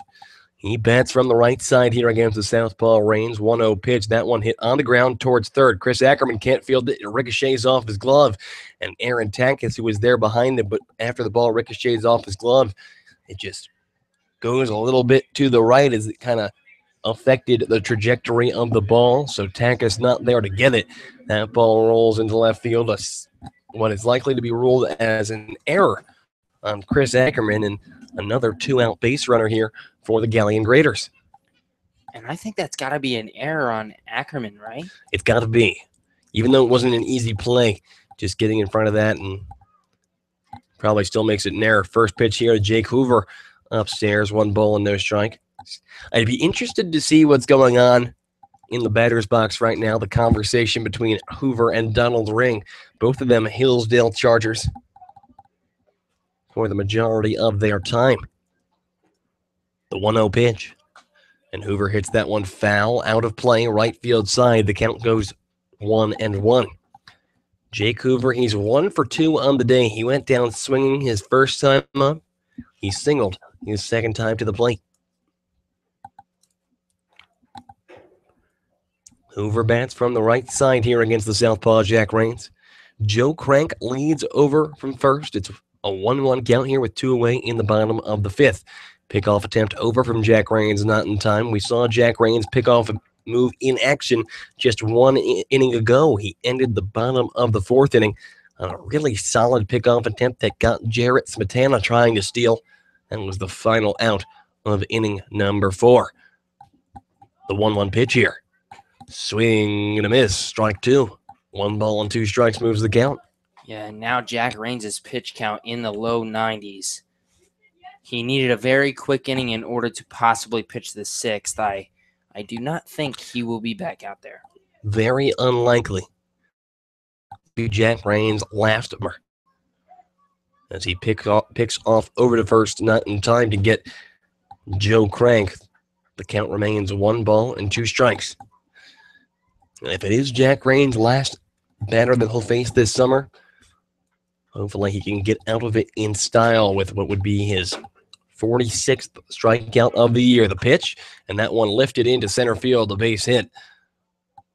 A line drive off the bat of Jake Hoover, Hoover's 2nd hit of the day, and now it'll be interesting to see if Bubba Cates is going to let Raines face 1 more batter. I don't know what it is with 2-out hits for the Galion Graders tonight. You have 2 outs, and then Crank reaches on an error, and then the hit by Hoover here in the 5th. Last inning in the 4th, you had 2 outs, then a single by Smetana. In the 3rd inning, you had 2 outs, then 2 straight singles by Hoover and Motice. 3 straight innings. First pitch to Motice. Fastball inside part of the plate, called strike 1. Motice, 1 for 2 on the day. He singled his second time up back in the third inning.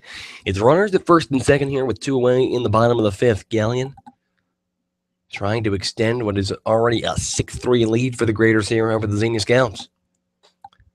Zach Motice, also from Malone College, one of 3 Malone guys in this Galion Graders lineup. He bats from the left side here against the southpaw Rains. The 0-1 pitch, fouled straight back into the netting, and Rains ahead in this count, 0-2. Motice, a .242 hitter on the year. 4 doubles, 14 RBIs. Jack Rains throwing what will be his 97th pitch of this ball game. 0-2 the count here with 2 away. It's Joe Crank at second, Jake Hoover at first. The 0-2 pitch, off the plate, 1 ball and 2 strikes.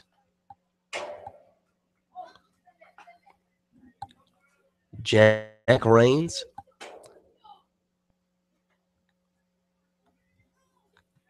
in what will be his final outing of the season with the Xenia Scouts, and unfortunately for him, probably his worst outing. The 1-2 pitch, bouncing in the dirt, that gets past Donald Ring. The runners will both advance. Joe Crank to third, Jake Hoover to second, and 2 runners in scoring position here with 2 away. And you talked about that 2-out rally for these Galion Graders. Jack Rains needs to slam the door on this one. Yeah, it's one of those things. A base hit here could score 2, and Rains had 2 outs in about 7 pitches. The 2-2 pitch coming here. It's runners at second and third with 2 away. Rains delivers, and that one hit over towards third. Chris Ackerman tries to field it. It goes over his glove and into left field. 1 run will score. 2 runs will score. Zach Motis over to second. 2 RBI Double. I think that's double a double because Ackerman didn't touch it. And not totally Ackerman's fault there. He's not a third baseman. He shouldn't be playing third base. And that ball just taking a weird hop there in the dirt goes over his glove and rolls into left field. So 2 runs will come home to score. Zach Motis over at second base. And the Graders have extended their lead now to 8-3. It looks like pitching coach Corey Coob's going to come out to the mound and have a word with the lefty Jack Rains. Yeah, the Scouts needed Rains to go as long as possible tonight. And coming into the game, honestly, I think pitching coach Corey Coobs, manager Bubba Cates, I think they thought they'd be able to get 6 or 7 out of Jack Rains. I don't know what the alternative really is here. Michael Pineda O'Donnell in relief. For a couple, he can't go all 4, I don't think, unless he works quickly.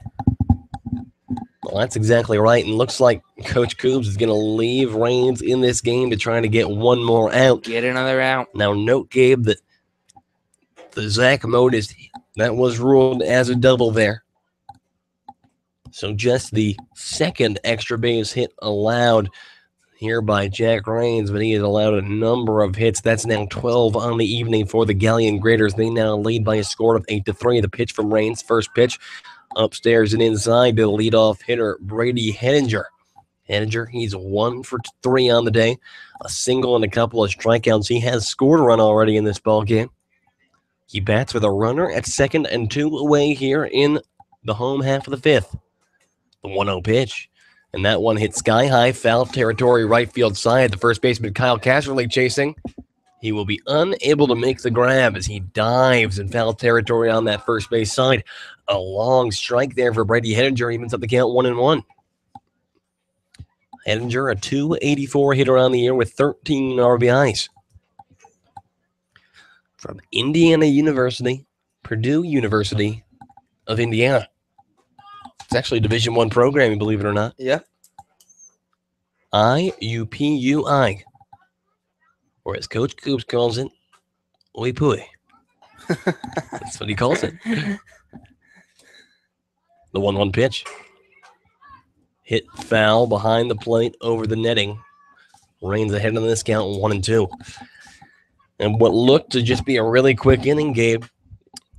He had 2 outs in about 6 pitches as he got Josh Kent and Park Phillips, but unfortunately, an error, a single, and a double.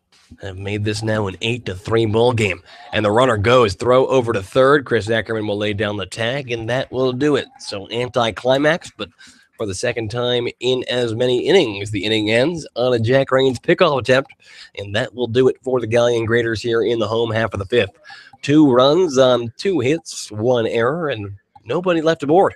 For the Galion Graders, we have played 5 innings of baseball here at Galion Tigers Field in Galion, Ohio. The Graders lead the Scouts by a score of 8-3. Don't go anywhere, folks. We'll be right back. You are listening to the Xenia Scouts Baseball on the Xenia Scouts Radio Network.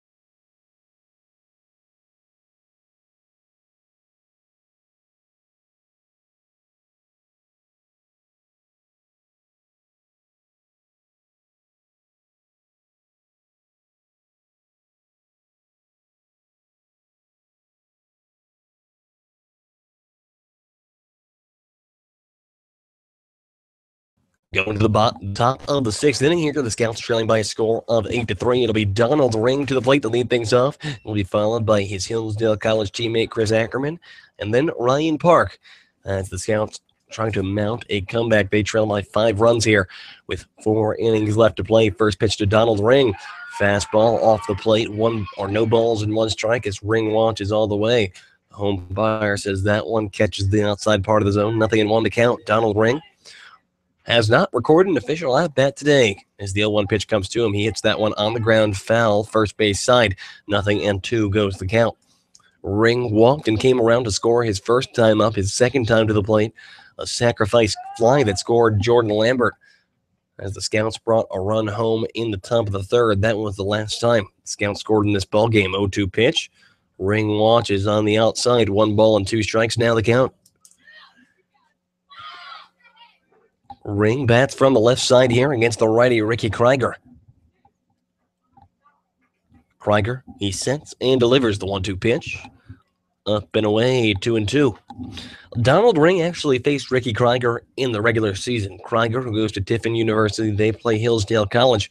And Ring picked up an RBI on a sacrifice fly against Ricky Krieger. The 2-2 pitch. Upstairs and away, 3 balls and 2 strikes down the count. So Donald Ring, after falling behind in the count 0-2, works it back full. 3 balls and 2 strikes. Krieger looks to the catcher, Matt Knoll. He sets, and now he delivers. And Ring hits that one high in the air and deep to center field. Going back is the center fielder, Henninger.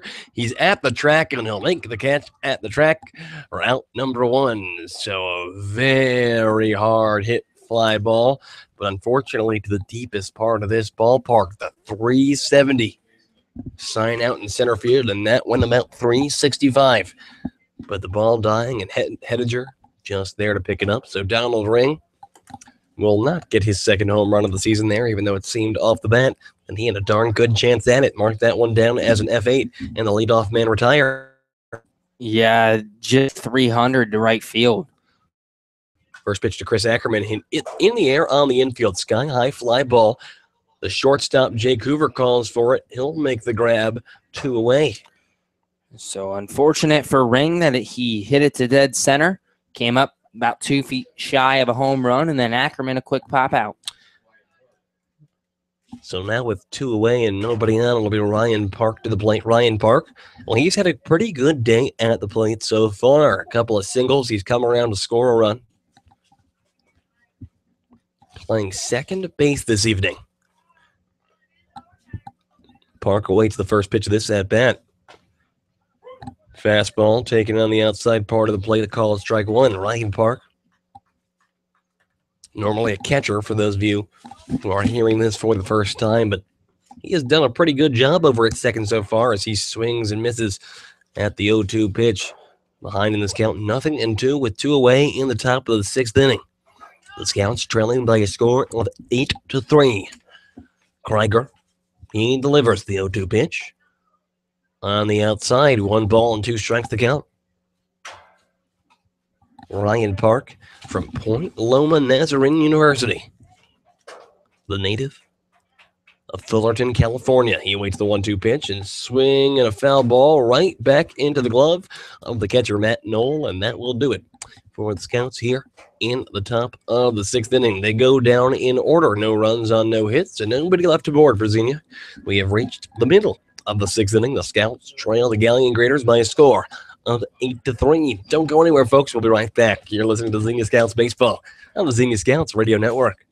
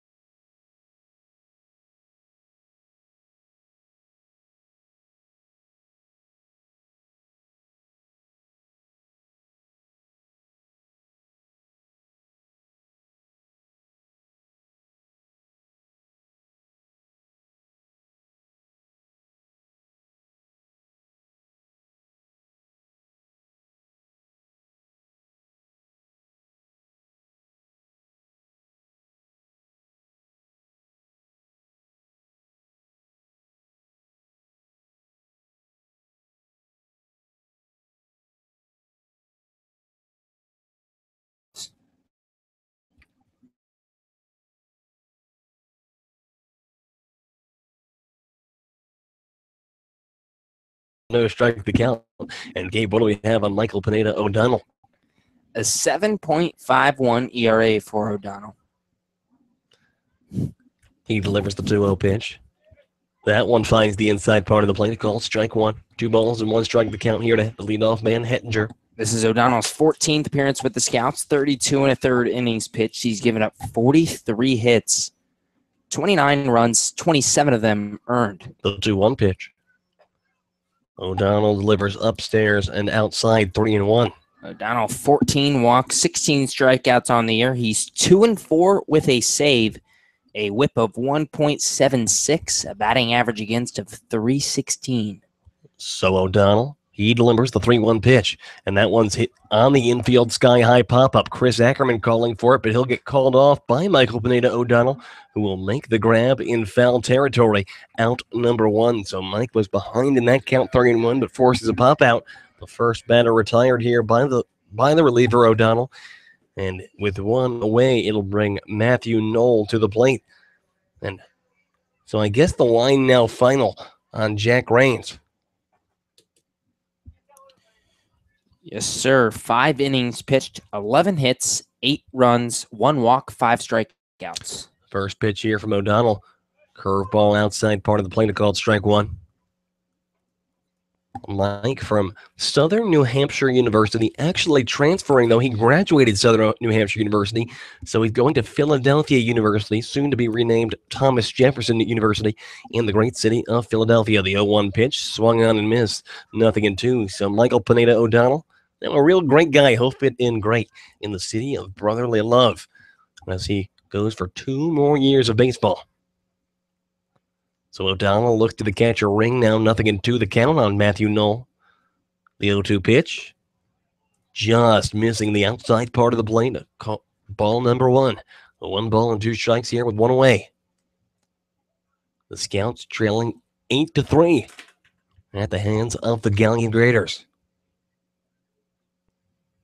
Knoll bats from the right side against the righty O'Donnell. The 1-2 pitch off the plate, evens at the count 2-2. Matthew Knoll, 1 for 2 on the day with a walk. He has scored a couple of runs. 2-2 now. O'Donnell, he sets. And now he delivers. Swing and a miss. Strike 3. Michael Pineda O'Donnell gets his second out of the inning, his first strikeout of the evening. And the first 2 men are retired here for the Galion Graders in the home half of the 6th. But based on what we saw from Jack Rains in the past couple of innings, retiring the first 2 that he faced in the 2nd, 3rd, 4th, 5th, and 6th, but never once recording a 1-2-3 inning. First pitch here, that one hit on the ground towards short. That one will go up the middle, and Ryan Park and Aaron Taggis unable to get there. So the prophecy is fulfilled. 4 straight innings where scouts pitching with the Rains and now O'Donnell get the first 2 outs and then allow a hit. So that was Austin Hathaway before we could even introduce him, getting on base with a 2-out hit. And he leads from first now with Jarrett Smetana batting with 1 on and 2 outs. Smetana has reached base 3 times today. He swings at first pitch, fouling it straight back into the screen. 0-1 the count here.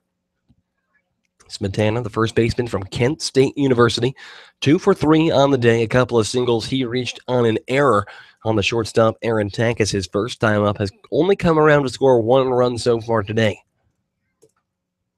He bats from the right side. Pineda O'Donnell, pickoff attempt over to first, not in time. The count will stay at 0-1. Smetana, a 3.03 batting average with 9 RBIs on the season. 6 extra base hits for Smetana. All of them doubles. The 0-1 pitch, way upstairs, and that one is going to plunk Jarrett Smetana on the, looked like helmet, I guess. Kind of hard to tell from the angle that we are here, but it was either the helmet or I guess the outside shoulder. Regardless, Jarrett Smetana on with a hit by pitch, and Josh Kent, a guy who already has a grand slam home run today, will bat with runners at first and second and 2 away. So the 2-out troubles continue for the Xenia Scouts in this ball game. It's incredible. So Josh Kent to the 3 on the day. He's only hit a grand slam home run off of Jack Rains in the first inning. First pitch to him. Curveball on the inside, taken 1 ball, no strikes to count. Michael Pineda O'Donnell, the native of Pennington, New Jersey. Got the first 2 outs of this inning, but now finds himself in a little bit of a jam. The 1-0 pitch will not be delivered as O'Donnell does a little head fake back over towards second, causing the lead runner, Austin Hathaway, to dive right back in towards second, but no throw will be made. Scouts dugout gets a little cheer out of that. The 1-0 pitch finds the zone. A called strike 1, evens things up 1-1. Pineda O'Donnell, avid hater of Mr. Thomas Brady, quarterback of the New England Patriots. won't even say his name. A ball on the strike now. The count now here to Josh Kent. The 1-1 pitch. Curveball off the plate. 2 balls and 1 strike. Josh Kent, a .243 hitter on the year. 10 doubles, 2 triples, 4 home runs, and 22 RBIs. the second baseman this evening for these Galion Graders.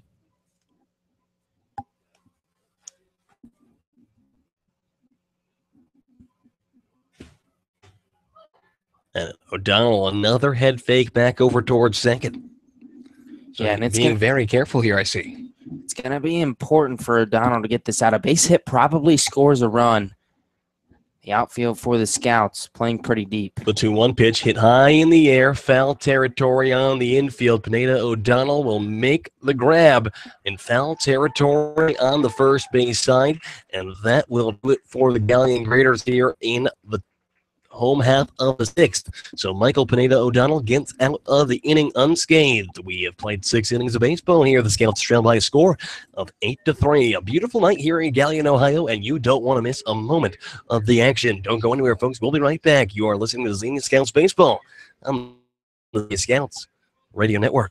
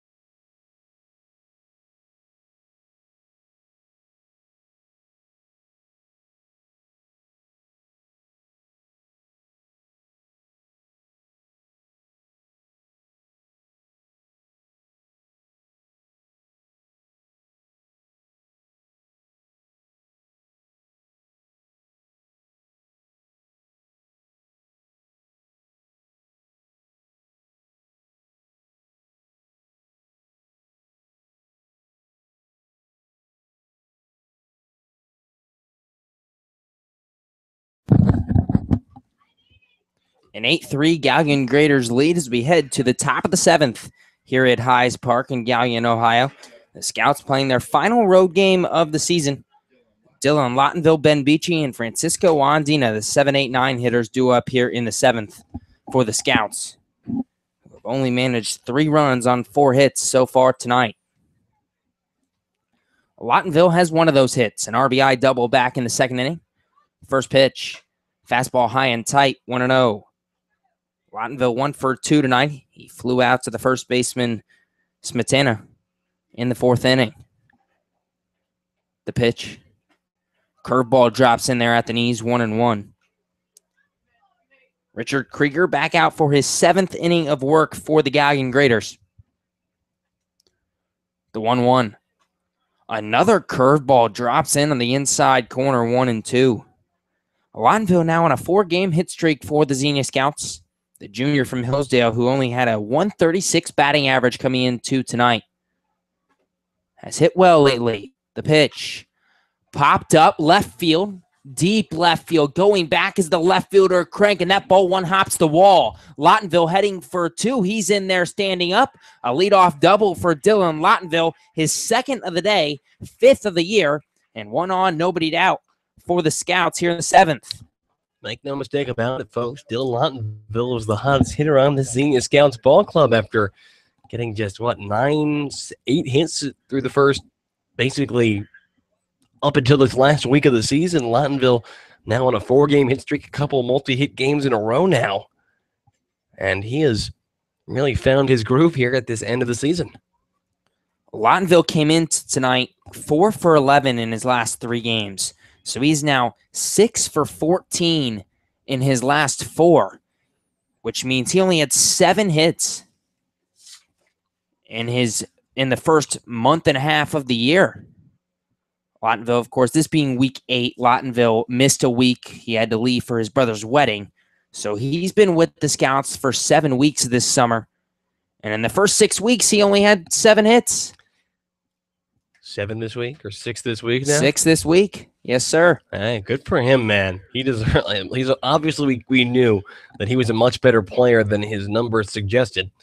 Wouldn't take much to be a much better player than his numbers suggested, but Lottenville now really hot, and hopefully, he can take that positivity into fall ball with his Hillsdale Chargers as he looks to be another starting player on that Hillsdale Charger ball club come the spring. And we have a pitching change here for the Galion Graders. So Richard Krieger must have entered the 7th with a very short leash because he gives up the leadoff double down the left field line. And the new pitcher, I believe, will be Sam Stewart for the Galion Graders. Hard to see the number from this far away. I believe it says 21. Once again, here at Galion High School, we are in the football press box. And one side faces the baseball field, one side faces the football field. So we are way up here at Galion High School, here at Hyes Park. It will be Sam Stewart, the 5'11 righty from Jefferson College.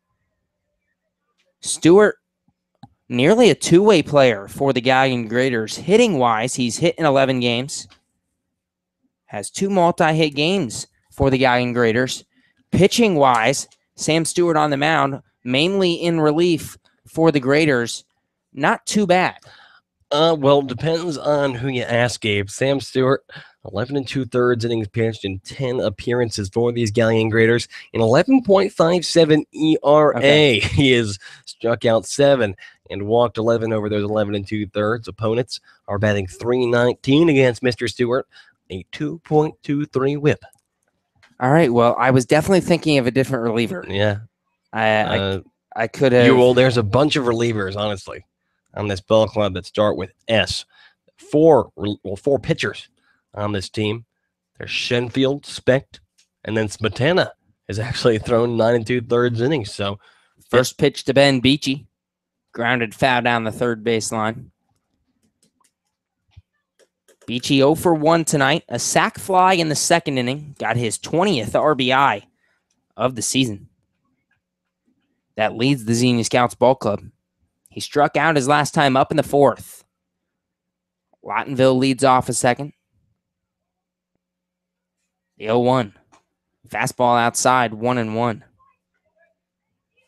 Ben Beachy returning to the Xenia Scouts lineup after missing a week and a half with a knee injury. The knee actually still injured. He's not 100%, but the Scouts need him to DH. The pitch. Swung on and missed. Blew a fastball by him, 1-2. What worries me for Beachy is just that time sitting out, not even taking really BP at all for the Scouts, and it's tough. And unfortunately, I'm worried that if he continues to do sort of poorly, his numbers will not reflect how good he was how this good summer. He was throughout the summer for the Scouts, because he really was that spark plug in that leadoff role for Xenia. Beachy, before coming back from the injury yesterday, his average was at 302, but we've seen Beachy's average as high as 320 this season. Was pretty much above 300 the whole year.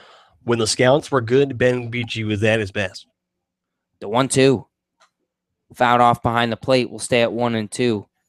The Scouts at 1.19 of 12, and Beachy was a very major part of those 9 wins. And to put it in perspective, this 9-game losing streak really gets started when you pull Beachy out of the lineup. Honestly, that's true. That is 100% true.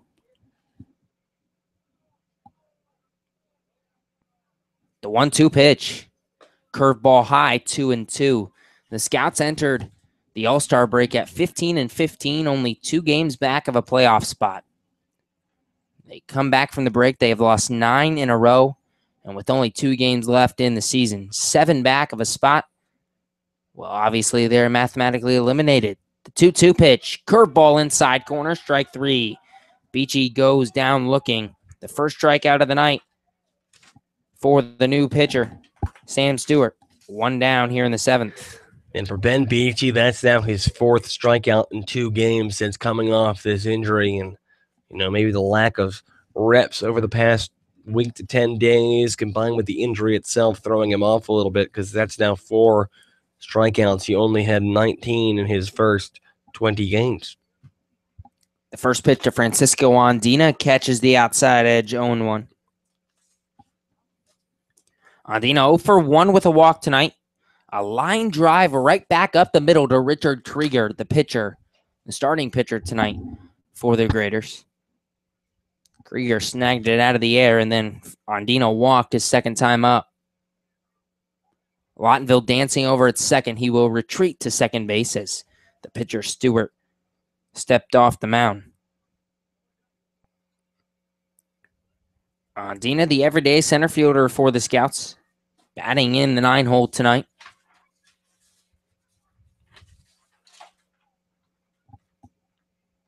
The 0-1. Low. Andina checked his swing. Did he go around? He did not. 1-1. And to put it into perspective, Gabe, just some out-of-town scoreboard action. 6-5 now in favor of the Cincinnati team. They were down 4-0. That's in the bottom of the 7th inning, and 8-3 in favor of the Copperheads. So those teams will continue to keep pace and force a big final game tomorrow if these scores can hold. Yeah, if it stays like that. The Copperheads sounds like they will easily hold. The Steam, if they blow that lead, they will be out of the playoffs. And the Scouts, if they could not come back and the Joes win, well, that would mean we are in last place. That's exactly what that would mean. The catcher, Noel, comes out and has a conversation with Sam Stewart now. The Scouts, that's pretty much what Xenia is playing for, to not come in last place. There have been less noble causes, like in the history of baseball. Yes. At least the pennant race. The Copperheads, meanwhile, a half game up on the Cincinnati's team for that final spot. With 2 games left, only 1 game after tonight. The 1-1 pitch. Fastball, ground ball, foul down the first base line. Count goes to 1-2. Close one there. The Scouts need to get something going. 5 runs in the final 3 innings, especially off a reliever here. Has an ERA of 11. Not totally unheard of.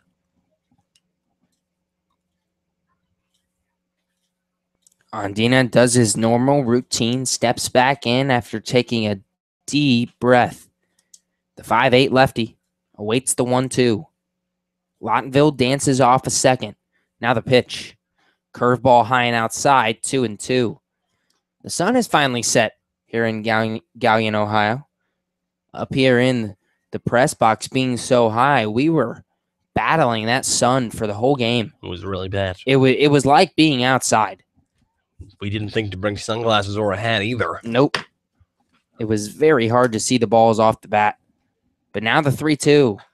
Line drive, right field, base hit. Lawtonville had to hesitate. He has to hold up at third. Andina has his first hit of the night. Runners on the corners. Only 1 out for the Scouts in the top of the order coming up. This could be the inning where you do your damage. And it's got to be. It's got to be. You're running out of outs to give in this ball game. But now with runners on the corners here and just 1 away, with Jordan Lambert coming to the plate, a guy who already has a hit today, and Aaron Tykus on deck, a guy who is due for a hit at this point.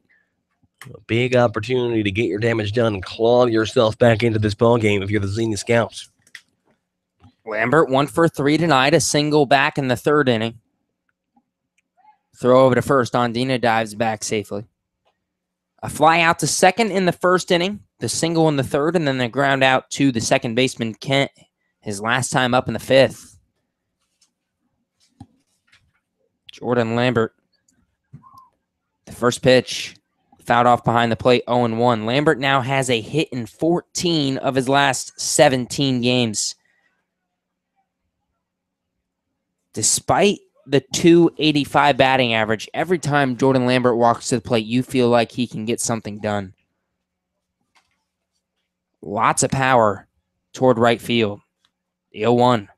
Curveball, chopped foul, right back into the Scouts' dugout down the first baseline, 0-2. And with the short porch to 3, it's only 300 feet to right field. Lambert definitely has the power to put one over. And Dylan Lawtonville's batting average, by the way, now up to 154. The 0-2. Another curveball misses just outside, 1-2. Lawtonville stands on third after the double. Andina on first. 1 away here in the top of the 7th. Scouts trailing 8-3. The 1-2 pitch. Fastball fouled off behind the Galion Greater dugout. Down the 3rd baseline. 1-2. Lawtonville's batting average was below 100 for a while. Well, to put it in perspective, he's gotten that batting average up now 51 points since his 9-game losing streak began. The 1-2 delivery. Fastball once again fouled off out of play down the third base line. Will stay at 1-2. And I wouldn't be surprised to see an off-speed pitch now to Lambert as they've tried to blow 2 fastballs by him, and that's just not going to happen.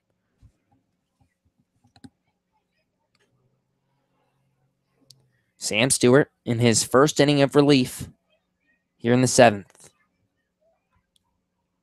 Throw over to first, and Ondina is out. Ooh. And Ondina on one knee just looking at the field umpire. Ross Yoder with his hands on his head can't believe it, and now Bubba Cates is going to come over and argue that was a horrible call. Ondina had a hand back on the bag before they laid the tag down. I can't believe that call, but there's 2 down in the 7th now. I cannot believe that call either, and a very close one there. Suddenly, that completely changes the stakes of this game. Now with 2 outs, the sacrifice fly completely taken off the Scouts without an opportunity. Now Jordan Lambert, behind in this count 1-2, has to put something in play to keep this inning going. And if the Scouts are unable to come up with anything here, it'll be a big momentum killer. The 1-2 pitch. Curveball, ground ball, foul territory down the first base line. Count stays at 1-2. Ross Yoder had a conversation with the first baseman Jarrett Smetana over there. I imagine it was something like, "Hey, did you think you got him?" Unfortunately, we don't know what Jarrett said. The 1-2. Curveball, ground ball, first base line. It stayed fair. Smetana makes the play, and that'll do it for the Scouts here in the 7th inning. And boy, that is a shame. That is a shame. Nothing doing for Xenia once again. We head to the bottom of the 7th. 8-3, the Galion lead.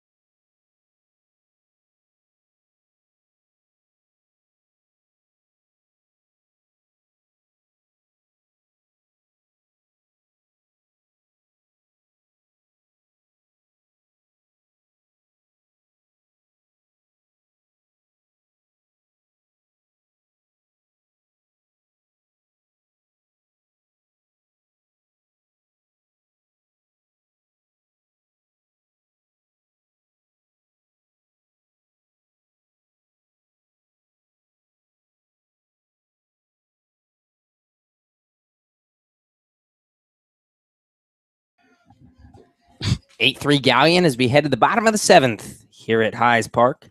Michael Pineda O'Donnell back out for his 2nd inning of relief. Didn't allow a run in the 6th, and now he'll face Park Phillips to begin the 7th. First pitch. Off speed in there for a strike, 0-1. Park Phillips 0 for 3 today, a strikeout in the 1st inning. A couple of ground outs since, 1 to 2nd, 1 to 3rd. The righty O'Donnell sets the 0-1 pitch. Curveball in there at the knees, 0-2. 2 straight off-speed pitches from O'Donnell to start this at-bat. Looking good. Now he has some room to work ahead in this count, 0-2. Righty-righty matchup favors the pitcher O'Donnell. The 0-2 delivery. Curveball low in the dirt. Phillips almost went around on a check swing, 1-2. Good pitch selection there by pitching coach Corey Coombs.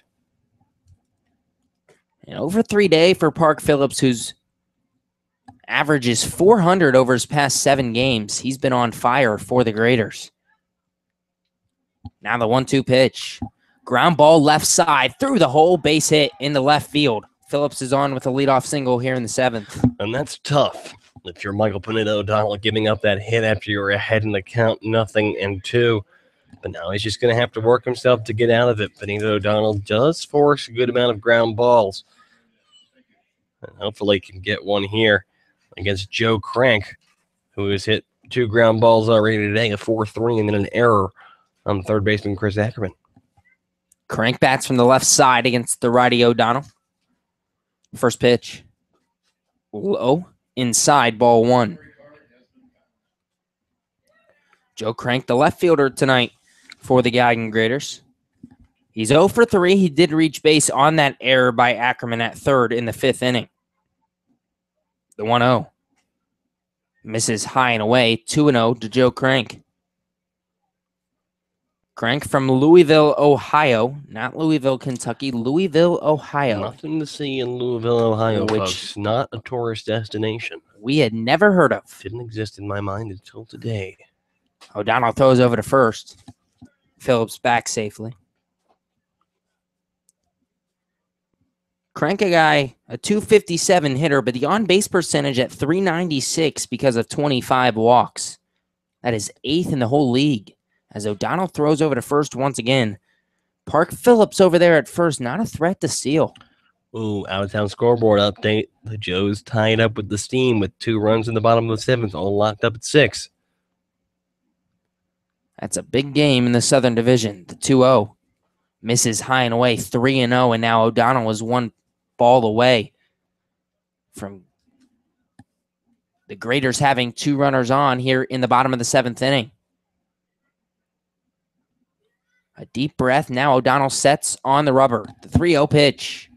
Outside corner, strike 1. On the other side of things, Copperhead's game final. 11-3 in favor of Southern Ohio.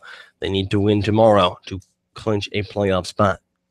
So Southern Ohio in 2nd place in the Southern Division right now. Top 2 get a playoff spot in the Great Lakes League. Now the 3-1 pitch. Popped up left field. Lambert settling under it. Makes the grab. 1 away here in the 7th. So top 2 spots in the division get a playoff spot. The Richmond Jazz have clinched 1st place. So Southern Ohio beating Richmond tonight doesn't do anything 1st place wise, but it keeps Southern Ohio in 2nd. They had a half-game lead on the Cincinnati Steam with 2 games to go coming into tonight. With the Southern Ohio win, Cincinnati has to win to stay alive. And Gabe, one thing that I think we underestimated. First pitch to Jacob Hoover, fouled off down the first baseline, 0-1. But when you and I were talking about this off air, we said, well, we think Cincinnati is probably going to sneak in because Southern Ohio is playing Richmond. Cincinnati is playing Hamilton. Keep in mind that if the Jazz already clinched, what reason do they have to throw anyone good? They'll just waste their pitchers going into the playoffs. The 0-1 pitch fouled off behind the plate, 0-2 now to Jacob Hoover, who's 2 for 3 tonight with a couple of singles. And I agree. The Jazz they can throw their worst reliever as a starter and does nothing for them. Well, we saw it last year with the Scouts. As I'll let you go with the 0-2 pitch here before I explain it. O'Donnell sets, throws over to first.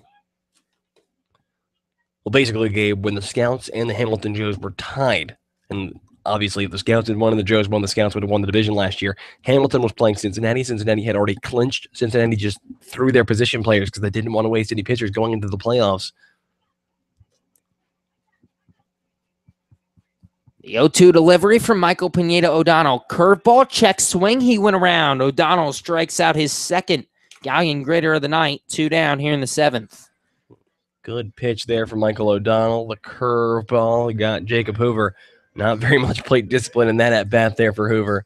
Just not able to hold the check swing at a ball that really broke into the dirt. But just back to what I was saying before. So that kind of, in a way, those circumstances favor the Southern Ohio Copperheads weirdly. Yes, they do. The Cincinnati Steam playing the last place Joes, and they're tied at 6 right now. Of course, the Scouts sit in 4th place, eliminated from the playoffs. First pitch from O'Donnell. Ground ball up the middle. Takis made the play. Flips to 2nd, and they got him. A good play by Aaron Takis on a ground ball up the middle from Zach Motice. And then he'll do it in the 7th for the Graders. A good play by Takis ends the inning. No runs on 1 hit. no errors, and 1 left aboard for Galion. Here in the 7th, we'll head to the 8th. Graders lead 8-3. You're listening to Scouts Baseball on the Xenia Scouts Radio Network.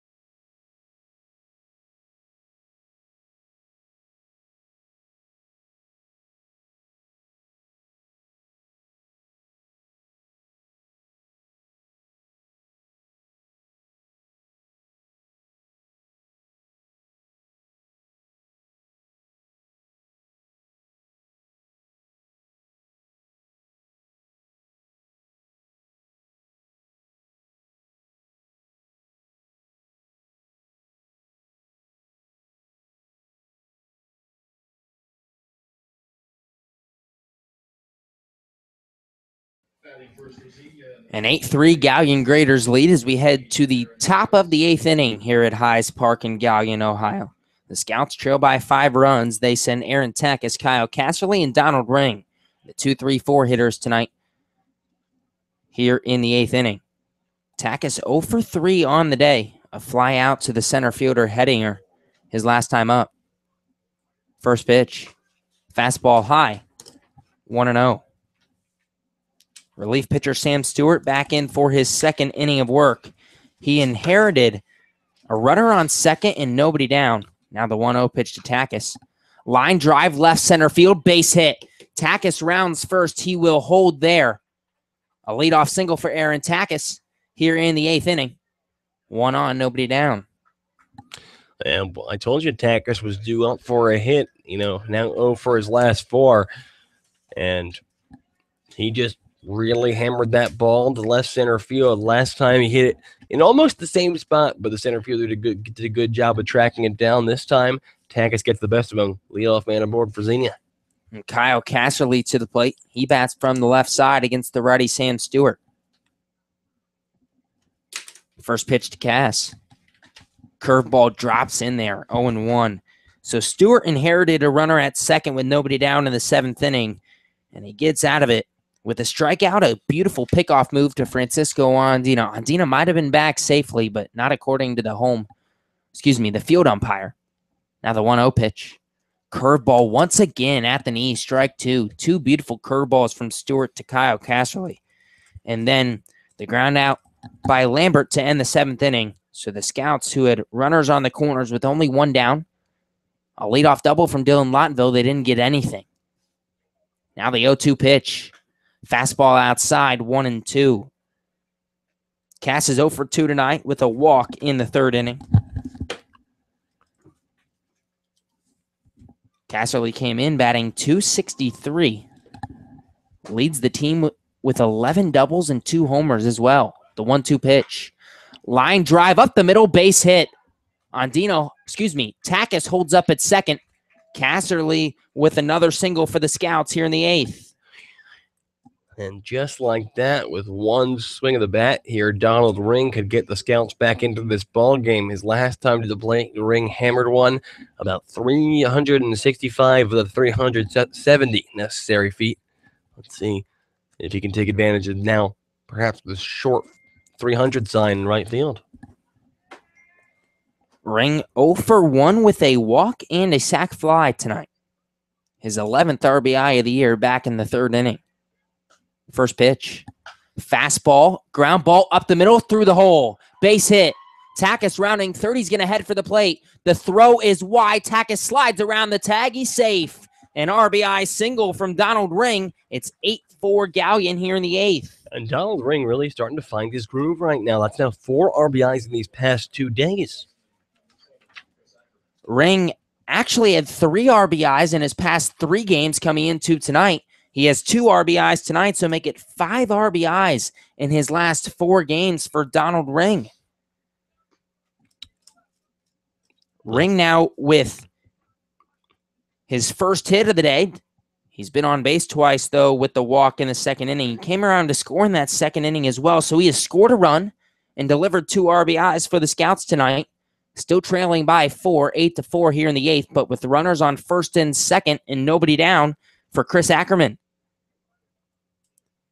Ackerman trying to desperately break out of a slump. The first pitch, fastball swung on and missed, 0-1. Ackerman is 0 for 3 tonight.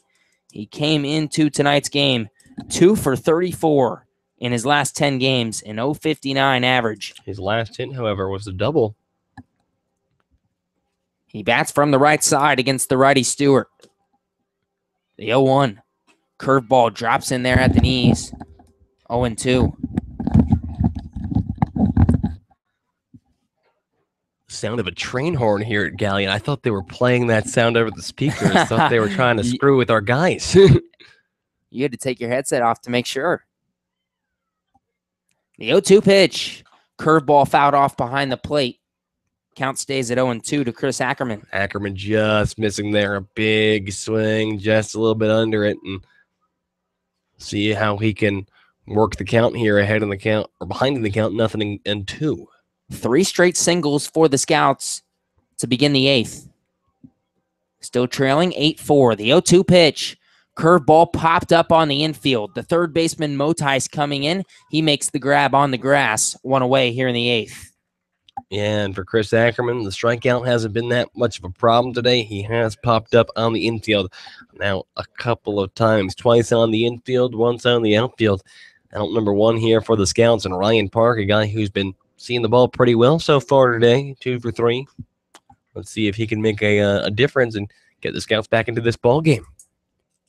Park, the switch hitter, bats from the left side. First pitch. Fastball outside corner. Strike 1.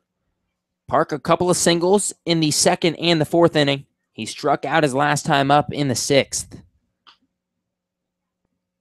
Scouts need a couple more to have a chance here tonight, trying to snap a 9-game losing streak. The 0-1. High and outside, 1-1. Xenia 15-15 at the All-Star break. They have lost 9 in a row to fall to 15-24 and out of playoff contention as we enter the final series. The 1-1 pitch. Fastball high above the head of Park. 2-1. Park, normally a catcher for the Scouts, playing second base tonight as the Scouts did not have any more active middle infielders besides for Aaron Takis. I would say he's done a pretty good job at second. The 2-1 fouled off behind the plate, count even at 2-2. I believe he has yet to make an error yet, Gabe. He has not made an error. Really hope that's not the broadcaster jinx coming in right there, which doesn't exist, by the way. It's not a thing. Park awaits the 2-2 now. The delivery. Curveball outside corner, strike 3. Ryan Park goes down looking. The second strikeout of the night for Sam Stewart, and now it's up to Dylan Lottenville to keep things going. Well, that's exactly the man who I would want at the plate right now, Dylan Lottenville, the hottest hitter in this Xenia Scouts lineup. Lottenville 2 for 3 tonight with a couple of doubles. Now 5 doubles on the year. That's from the right side against the righty Stewart. The pitch. Curveball drops in at the knees for a strike. Sam Stewart has a very nice curveball, and it's really working here against the Scouts. The junior from Hillsdale College hoping for a 2-out hit. The 0-1. Another curveball misses outside, 1-1. Good job there by the catcher, Matt Knoll, to keep that one from going to the backstop. That curveball breaking way on the outside. Lottenville adjusts his batting gloves as the Scouts trail 8-4 here in the top of the 8th. 2 down, Casterly on second, Ring on first. The 1-1 pitch. Fastball high and tight, 2-1. Lottenville ahead in this count now. Let's see if they'll give him a fastball here. This is the highest Dylan Lottenville's average has been since the 5th game of the year. The 2-1. Fastball fouled off behind the plate. Count even at 2-2. Yeah, Dill just missed there. A big uppercut swing. And I wonder if Dylan's been changing his approach at all. Talking to him a few days ago, he said part of the reason for his massive struggle this summer is he was intentionally trying to work on hitting curveballs. The 2-2 pitch. A curveball way high and inside goes past the glove of the catcher, Noel. Runners move up 90 feet. Casterly goes to third. Ring to second. Still 2 away. They count 3-2 on Dylan Lottenville. And now they're going to give Dylan something to hit here or risk putting him on. Anything in the gap could score 2 and suddenly whole new ball game. So Lottenville trying to work on hitting that off-speed / curveball was struggling. Not so much the past week. The 3-2 delivery. Curveball grounded third base line. It rolls foul, and we'll do 3-2 all over again. Close one. That gets your heart rate up a little bit. But a new sign of life here for Dylan Lottenville. Lottenville has a chance to bring the Scouts closer as they trail by 4 here in the top of the 8th. A 5-run first inning for the Graders, and the Scouts just haven't been able to bounce back, trailing 8-4. Down to their final 4 outs.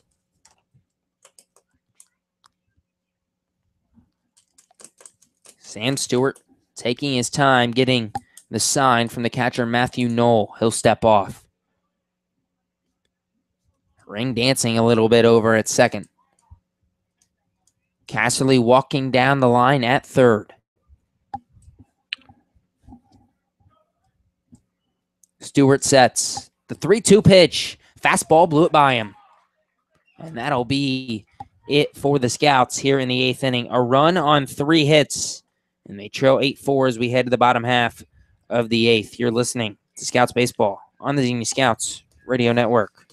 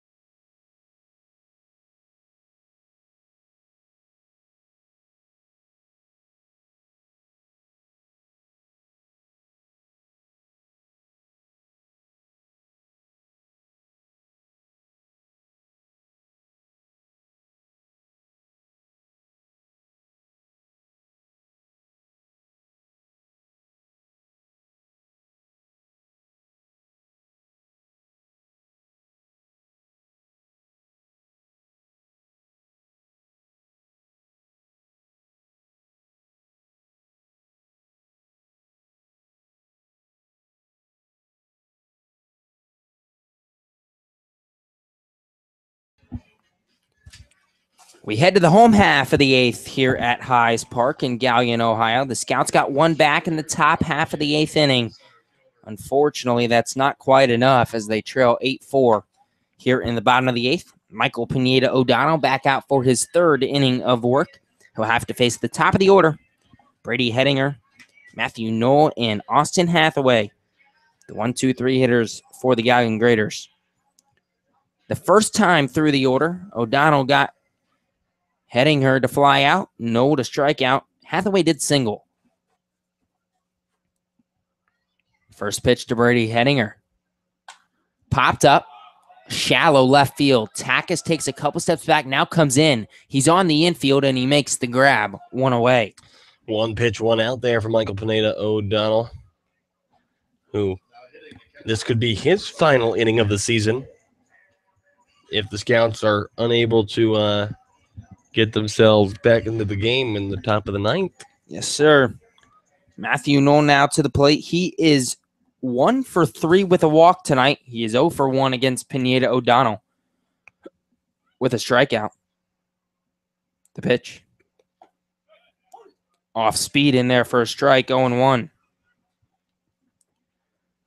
Knoll a single in the first inning. He walked in the second. He's come around to score 2 times for the Graders. However, a ground out to the second baseman, Park, and a strikeout his last 2 times up. The 0-1. Deep fly ball right field. Lottenville going back, settles under, makes the grab a few feet in front of the warning track, 2 down. 2 very quick outs here for O'Donnell. And that has been the story of the night for Scouts pitching. Just to go over this again, in the 3rd, 4th, 5th, and 6th, 4 straight innings, the Scouts got the first 2 outs of the inning, and then the Graders, kept the inning alive every time with a hit. Actually, the 2nd, 3rd, 4th, 5th, and 6th.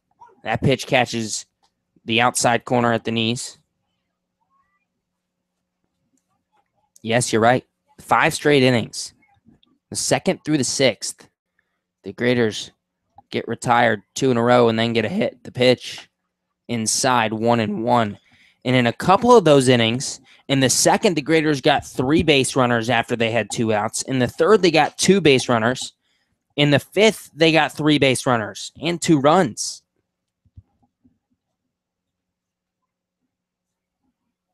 O'Donnell sets the 1-1 delivery. Outside corner, strike 2.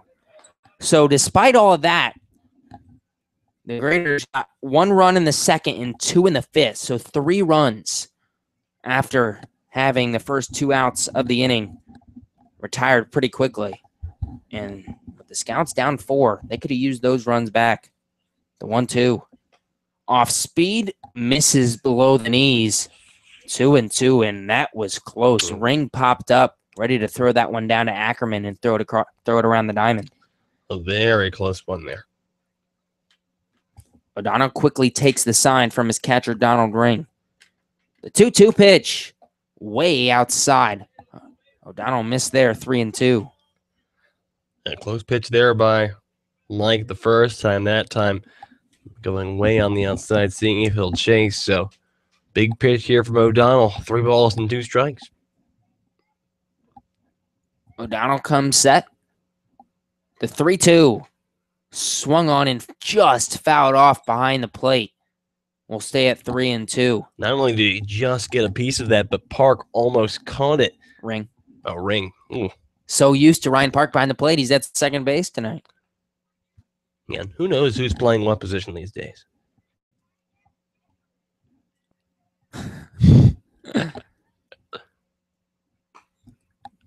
Austin Hathaway awaits the 3-2 pitch. The delivery. Fouled off once again. We'll stay at 3-2. Hathaway playing right field tonight for the Graders. The junior from the University of Charleston. One of the All-Stars on this Graders team. He was 0 for 2 in the All-Star game.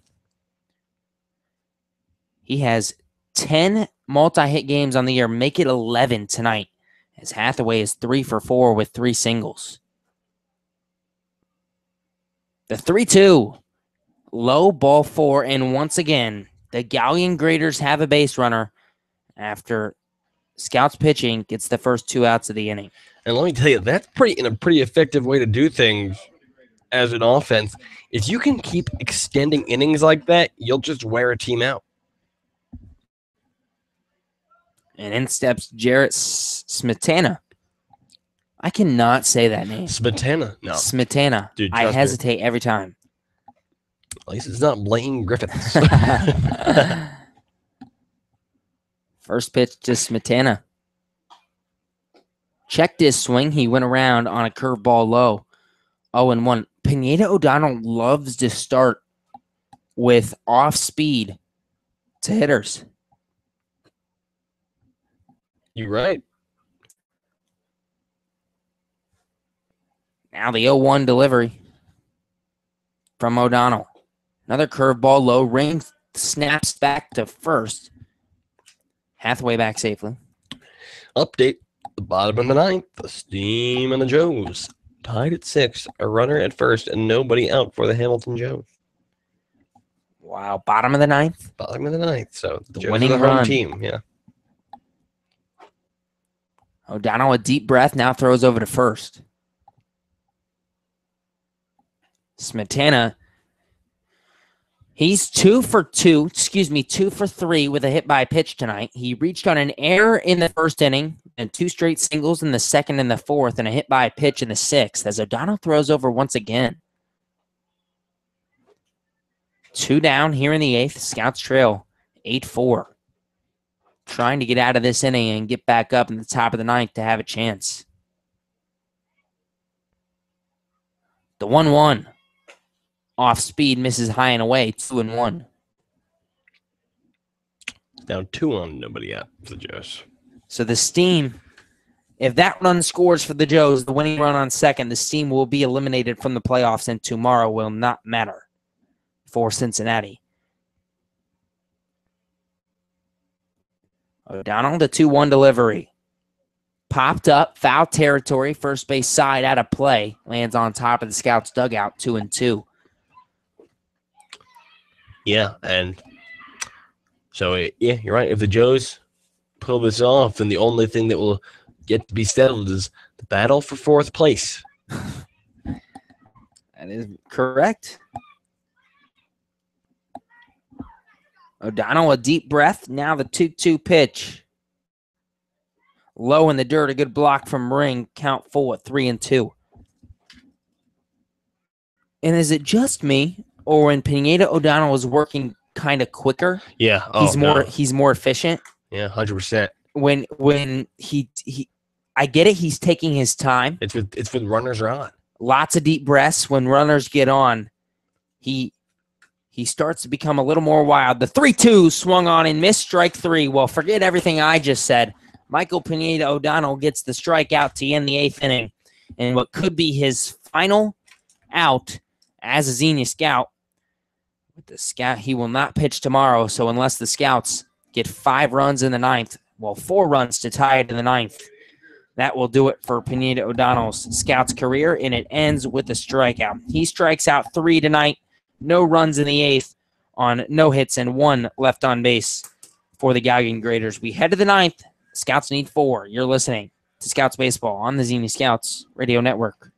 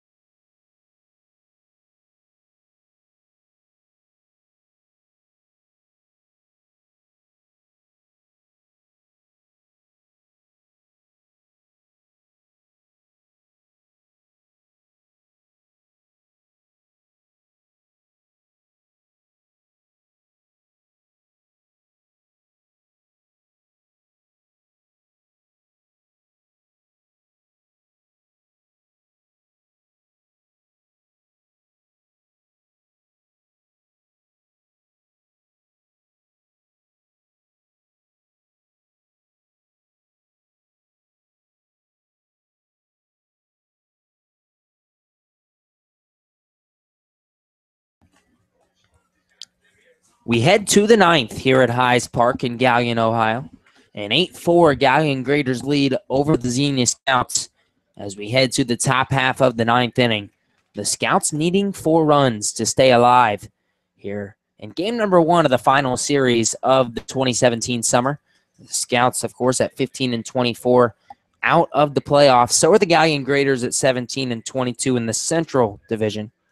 And now in the ninth, it'll be Ben Beachy, Francisco Andina, and Jordan Lambert, the 8-9-1 hitters, due up in the ninth for the Scouts. And Brock Boulderson is the new pitcher for the Galion Graders, the righty, the 6'1 righty from Butler. He'll be a junior with the Bulldogs. What do we have on him, Andrew? Brock Balderson, 26 and third innings pitched. He has posted a 3-0 record. He has 2 saves, a 2.39 ERA. He has struck out 31. That's a team high on these Galion Graders, walking just 8 over that period of time. A 1.41 whip. Opponents bat .282 against Mr. Brock Balderson. Ben Beachy steps up first. He's 0 for 2 tonight. Couple of strikeouts with a sacrifice fly as well. He got his 20th RBI of the year back in the 2nd inning. Balderson, the righty, faces Beachy, the righty, to begin the 9th inning. The Scouts need 4. First pitch to Beachy. Fastball at the knees, strike 1.